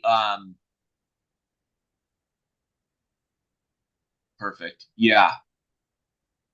Yeah, it's showing. Yeah, in this map, they were just demolished. I think last month we got a demo permit and everything, and I think it was last month. So this was obviously taken prior to that. Oh, I see. The squares are showing the new dwellings right above where the existing ones were. Yeah, Yeah, E is the demolished. Yeah, the other one is right on top of where the other one was, which is the main residence one. Does that make sense? Yeah, I'm sorry, where, I didn't see, I can't see the arrow for the new main is in the upper left. That's the new farm employee is the upper left, right above the red tiled roof one. Right, and then the Just new to the main. right of that is where the old ag employee dwelling is, and that will be the new main residence. Oh, I see. The arrow drops down there. I couldn't see it. Okay. Yeah, it's kind of hidden in dark there. Right. So they really will be on top of the old footprints. The other one is it's a little bit north of the. Just north, right? Yeah. Yeah, I see. I'm sorry. You're right. Okay. Thank you.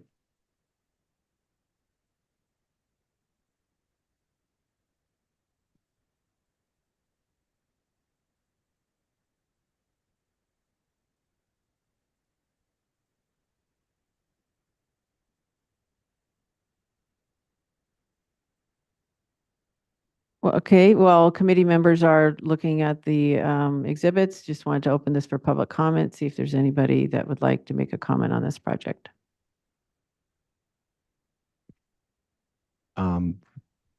If anybody in the audience would like to make a public comment on this item, please fill out a speaker slip. Seeing none, when we have nobody online. Okay, thank you. Closing public comment. So just either Glenn or Brett on the Williamson Act questionnaire, do we have the most recent one submitted, or is that still is that outstanding? I believe they have submitted it. I didn't write a note that it was missing, so I think we're in good shape. Good.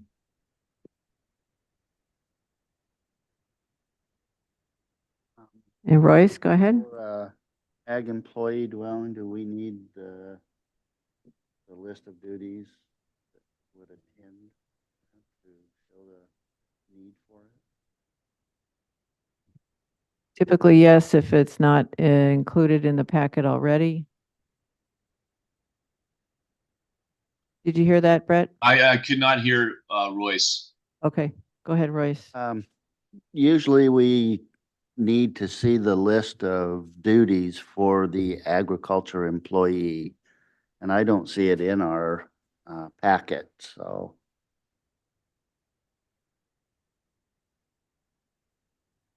Yeah, I don't think I did one.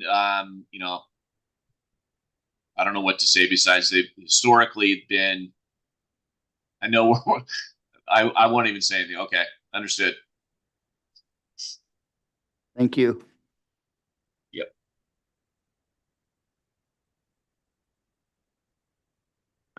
Okay, any other comments from committee members, questions? Okay, so it looks like we do have one, at least one outstanding item. Veronica, was there anything provided? It didn't sound like you did, Brett, but anything you can speak to?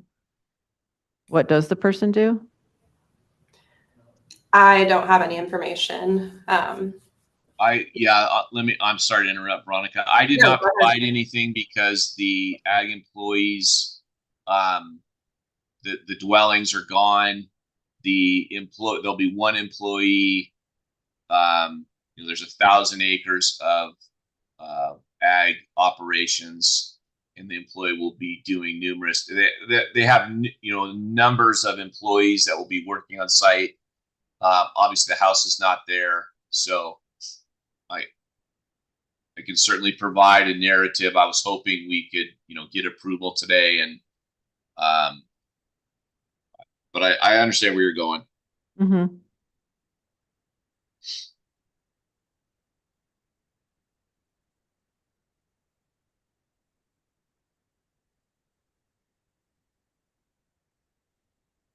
For consistency, from my perspective, I think we would want that before we made a motion as opposed to make it contingent upon approval. What are your thoughts, committee members? Yeah, I was kind of thinking the same thing. I was thinking, well, can we have it, the planner verify the information? But I'm thinking, since this application is for a new Yes. Mm-hmm. farm employee dwelling, we want to confirm that those duties align with the application request. Yes. If it was if those were still existing Mhm. former employee dwellings and they've been operating and doing ag duties, I may have been more inclined to, that the planner could verify that and not need to have a continuance. But I think for consistency, I would agree that we'd want that information. And Any thoughts from Alex or Glenn? No. Okay. Okay, so Brett, just wanted to check in with you, given that, how do you feel being able to meet that request? Would you be able to come back to the July 11th meeting? Yes. By that? Okay. Would someone like to make a motion on this item? make a motion that we continue this item to the July APAC meeting to provide opportunity for the applicant to provide information on demonstrated need for the new ag employee dwelling and a list of duties and responsibilities for that ag employee in support of the agriculture on the premises. I will second. We got a second roll call, please. Okay, I'll do roll call. Royce Larson, Aye. Alex, Aye. David Lackey, Aye. Stephanie Stark, Aye. and Glenn Kennard. Aye. Motion carries 5-0. Okay, very good. Thank you. May I ask a question? Yes, please. David, with your with the motion, when you say on premises, it is true that the ag employee can also work on neighboring parcels, correct, with contiguous ownership? Is that correct? I mean, as far as the uniform rules and ag employees, the first kind of tier is looking at the demonstrated need on the ag preserve contract itself. And then I think the second tier is looking at other responsibilities, particularly if there's other lands that the ag employee is working on of the same owner in the vicinity. And obviously the permit for the ag employee dwelling allows for working on other agricultural properties, but for uniform roles, yeah, Brett, you're correct that the primary emphasis is first demonstrating the need on the contracted lands where that ag employee dwelling is being located. Okay. I'll make sure my narrative includes, all three, but. Yeah, I think it's helpful to paint the entire picture, but I mean, I think the committee would be looking at, is there principally sufficient work on the contracted land for the agriculture for this, or is it just very minimal? And that would be, and most of their work is off the premises. Understood. Okay, thank you. Thank you for that question. Okay, anything else on this one? All right. I think we're done, and we'll look forward to you in July. Seeing you in July. You got a lot to do, Brett. All right, thank you very much. And that brings us to item number 7, which is Slippery Rock Ranch, the new ag barn. This is for animal enclosures and a veterinarian station. Ag Preserve contract number is 12AP003. And we have both, Kevin De Los Santos is listed as our county planner. And we also have Mark Lloyd, who's here with us today in person. And he is representing the agent, or he's the agent representing the owner of Slippery Rock Ranch, LLC. And we have a number of items provided in our packet for us, but why don't we go ahead and get an overview from Mr. Lloyd, please? Thank you, Madam Chair and honorable committee members. My name's Mark Lloyd, representing the applicant. We have a drawing up here. I think the aerial photo when it got washed out of it. But we can start here. So this shows existing structures over the property. There's a main house, there's ag employee dwellings, there's a whole list there. The the development that is before you today is that L-shaped building. I believe it's numbered 19. They're sort of in the middle of the riparian RCP habitat area from the Goleta Community Plan.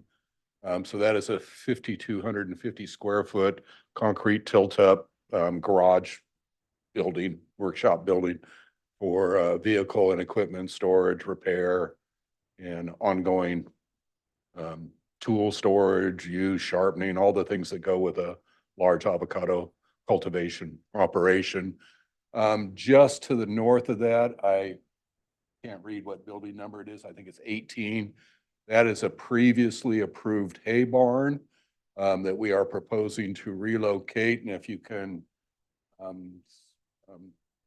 go to the north of the drawing or page it down there, you can see that it's being relocated up in that area.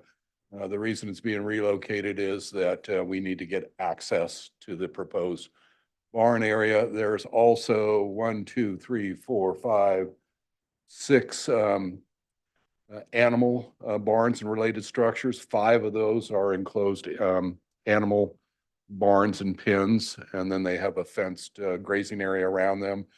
And then the one that is noted as 24, that is sort of to the right side, that it's a covered veterinarian station. Actually, it's an exempt structure, but I'm going to get it permitted anyway as part of this land use permit. So that's a veterinarian station for veterinarian care of the animals that are in these barns. I don't know if we have access to the site photos or not. Yeah, so this is the site of which the 5,250 square foot building would go. It was a previous agricultural operation vehicle area. There was a 8 by 40 foot steel containers that are there have been moved elsewhere, and so we're basically using this previously disturbed area for the barn site. You can see it's all flat, doesn't need any grading, et cetera, et cetera. Those are avocado orchards all around it, and then the sycamore trees you see in the background is the riparian corridor area. And then if you can just go up through the photos just to give you a taste of what we have out there. That is the site again. That is that previously approved hay barn that we're going to relocate. Next photo, please. Another view looking to the north of that hay barn to be relocated. Thank you. That is the hay barn again. Thank you. So these are the structures or the animal barns that we have. This is the goat enclosure. It's, technically it's a building. It's 3-sided. It's got walls on it and a roof. Next one, please. Here are our Scottish cattle and their enclosure. And then we have our llamas and their enclosure. And then we have our donkeys. Next one, please. And then we have pigs. They're a little bashful, but they're there. Next one, please. And this is the vet station. And we take good care of these animals. Next one, please. And this is just kind of looking down the spread of them, avocados to the left and right.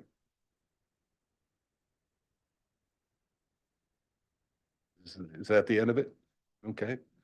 So that's generally what we're doing. Again, the ag barn, which is the major structures in support of ongoing agricultural operations and permitting these existing animal barns and veterinarian station for the care of our animals.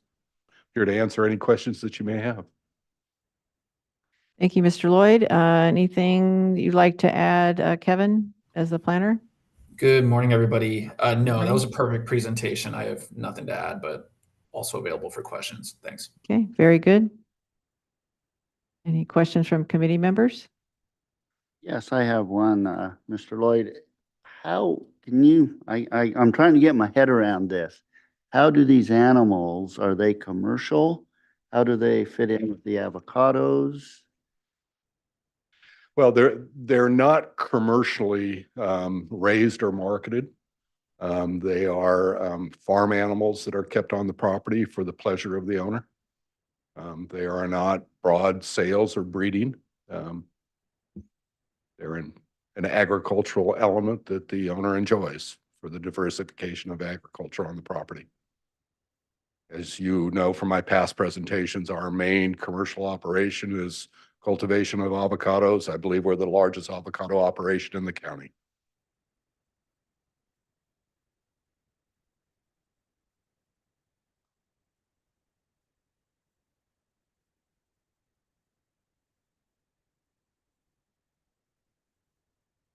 Can you kind of give us the area that they occupy, the animals, or kind of a personal envelope? That's why I'm asking that question.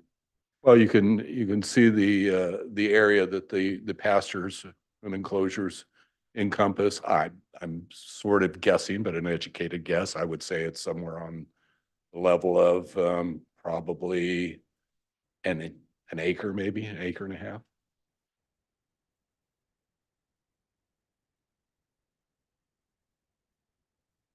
Thank you.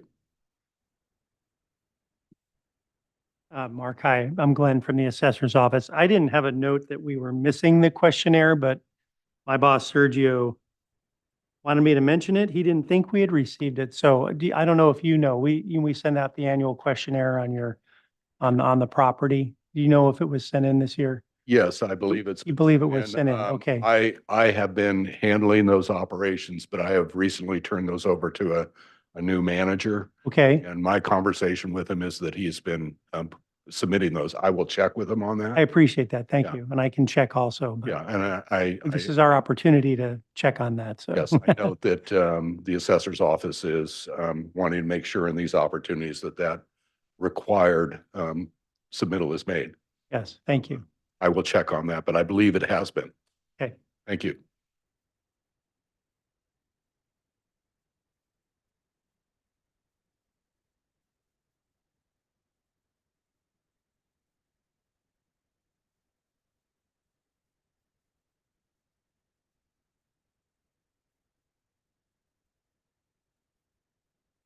So, Mr. Lloyd, do you know which parcel number this parcel is? I just wanted to look at my aerial. Yeah, so as I said, this has had an aerial background in it. I guess when the PDF got loaded up, it might have got washed out.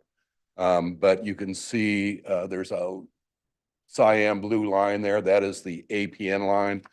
The property lines are in yellow. They actually really pop when there's an aerial photograph in them. But when there's not, they're kind of washed out. But the animal pins are on APN 97. 97, okay. And that's then what I to the south of that blue line is APN 98. It's one legal lot.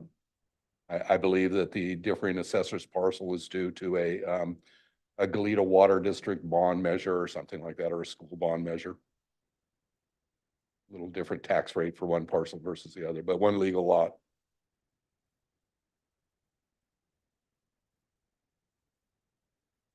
It's the page number 1 of the package that shows Oh, the I see. aerial. So You know, there's an overall map, Sergio. It's that one again. The aerial got washed out of it.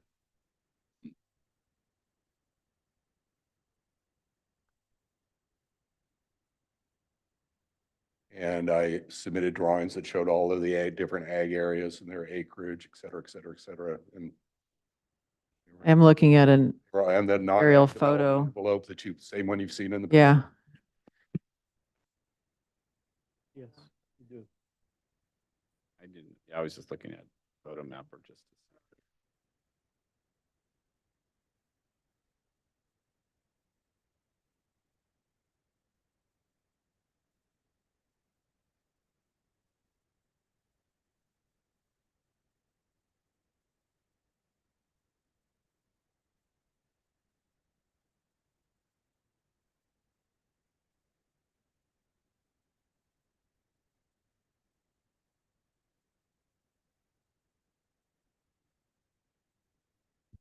While we're looking at maps, just wanted to take the opportunity to see if there's any public comment on this item.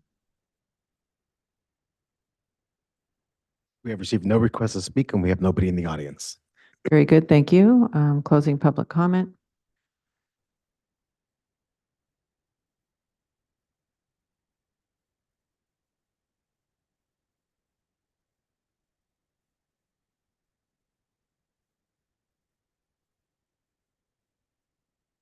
So I just did a very rough polygon of what I think that area pins are, and it's less than an acre. So, I mean, I was thinking the same in a line of thought that you did, Royce, that if we had to, and since if they are personal use, the acreage still would be within the allowances. And so, you know, if Yeah, we so we're- wanted to consider it that way. Right, and we're looking at 2-3.1 incidental boarding and breeding is what we're looking at for the uniform roles, and I was just looking at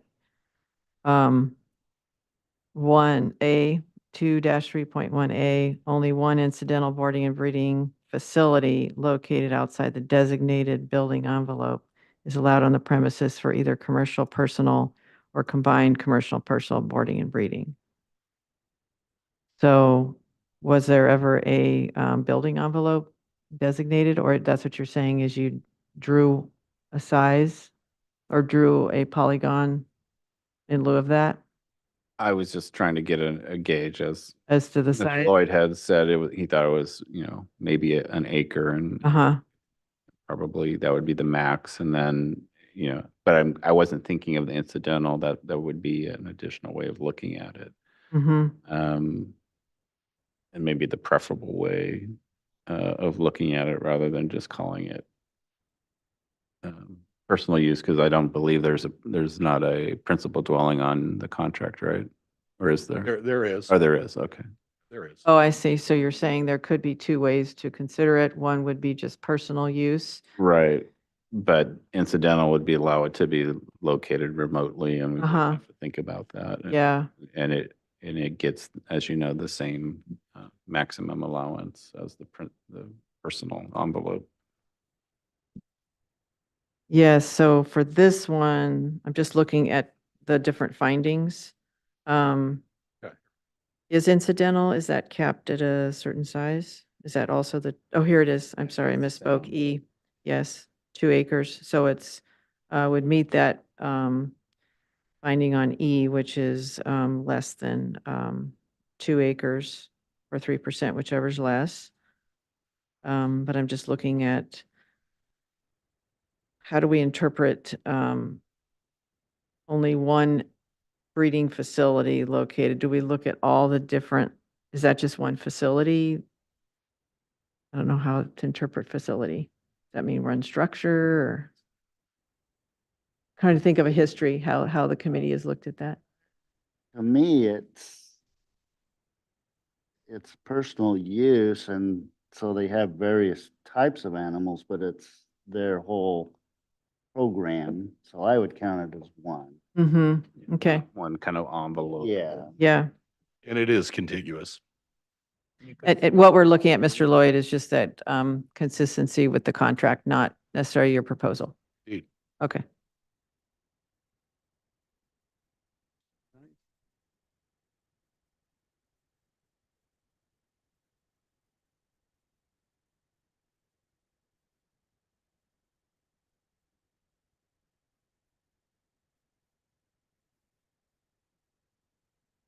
I am. I feel good about that. Any other comments from committee members? Any questions? Okay.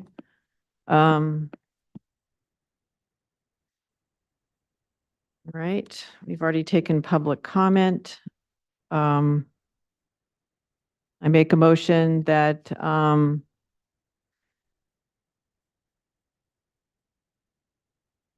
the proposal for a new ag barn and animal enclosures and veterinarian station are consistent with the uniform rules. And contract number 12 AP 003 meets ongoing eligibility requirements. I will second. Okay, we have a first and a second. Have a discussion on that. Yes, discussion on the motion? I would offer just one addition to your motion. Yes. Just to reference in terms of the ongoing eligibility with the uniform rules, including, I would suggest referencing, including Rule 2-3.1, incidental boarding and breeding. Good idea. So please amend my motion to include referencing Uniform Rule Do-3.1, which refers to incidental boarding and breeding, please. Yes. Yes. So if that ever comes up again. Good point. I heard a second. Okay. Roll call, please.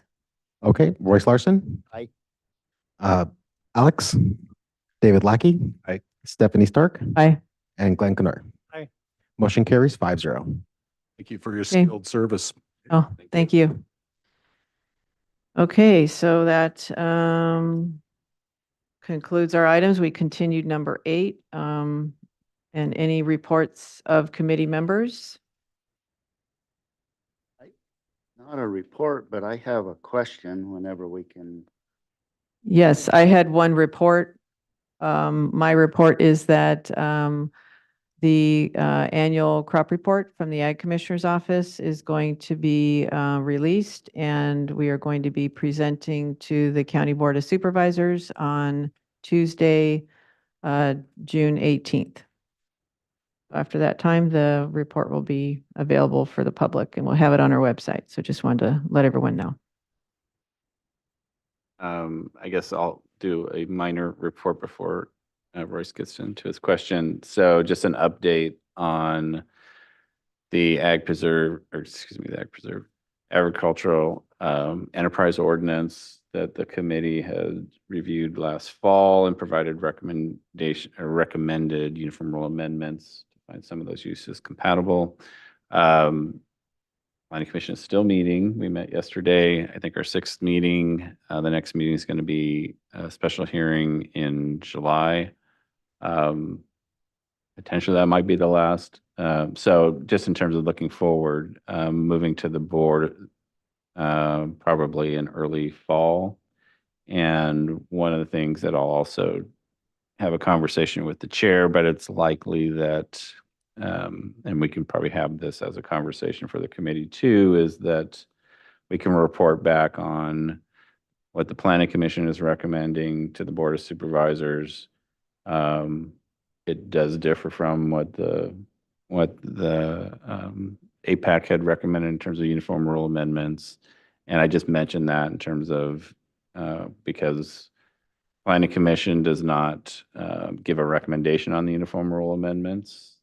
They were informed of what the APEC's recommendation is. But since we will be going to the board and part of the board packet of information will be the recommended uniform rule amendments from the APAC, whether or not the committee may want to, have a letter that provides some context to those recommendations in consideration of, either reaffirming, it could be reaffirming their original recommendation for certain reasons. And so I just Kind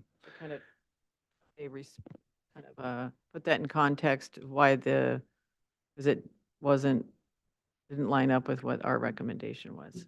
just because, because the Planning Commission recommendation will obviously will be going to the board, and it may just be something that the committee may want to provide some context of what their recommendation and the rationale for it. And so I just throw that out now. We've still got time to have, and we can even have it as a discussion item if we want to do that this summer sometime. So we still have some time. Okay. Thank you. Royce? My question comes because of the case number 2 and 3.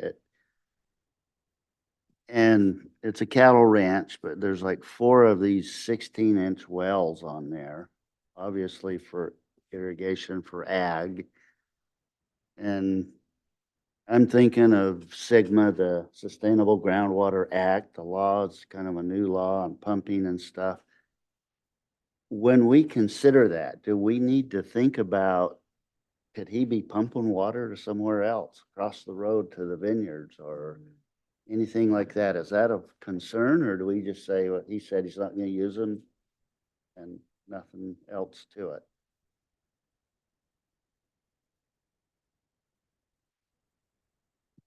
Side with scope.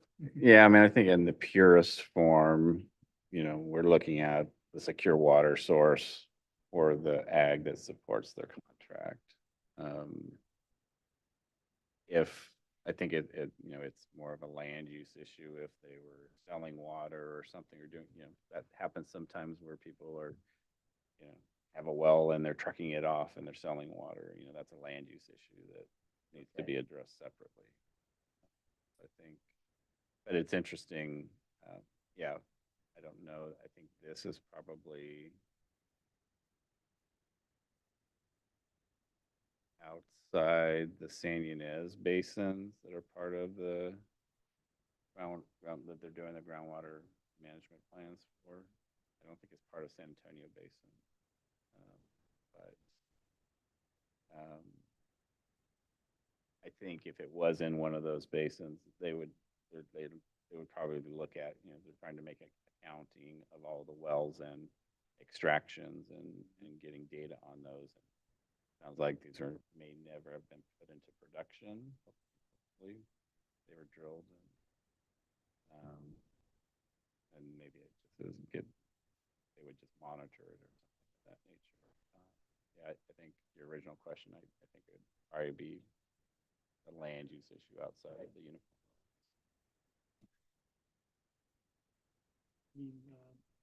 Border agency, probably Mr. Young would be a good person to come in if we need before the committee to give a name for them. Right. There are some Yeah, things happening around the Sigma and Right. The agreements. Yeah, if we were to transplant this property into the Cuyama Valley, obviously there might be different considerations.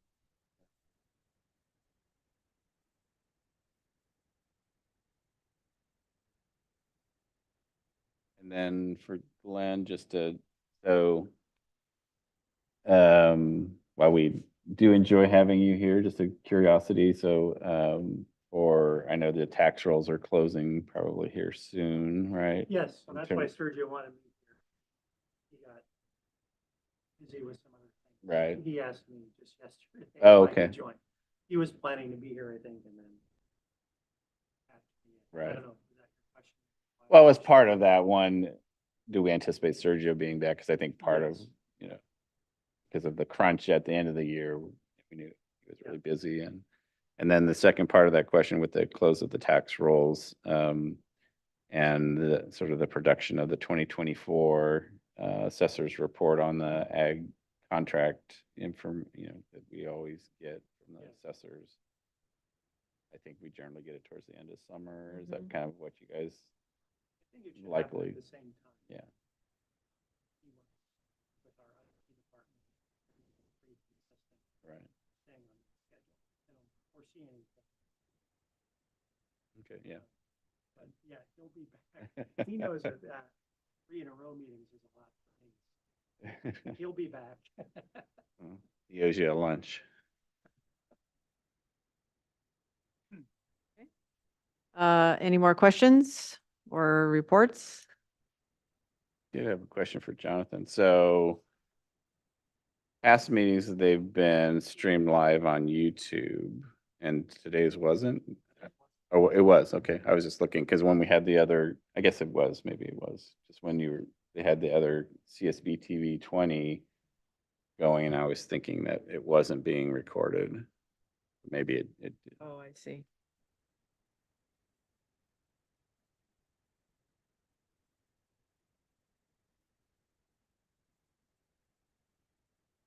Okay, good. All right. Very good. Anything else before we adjourn?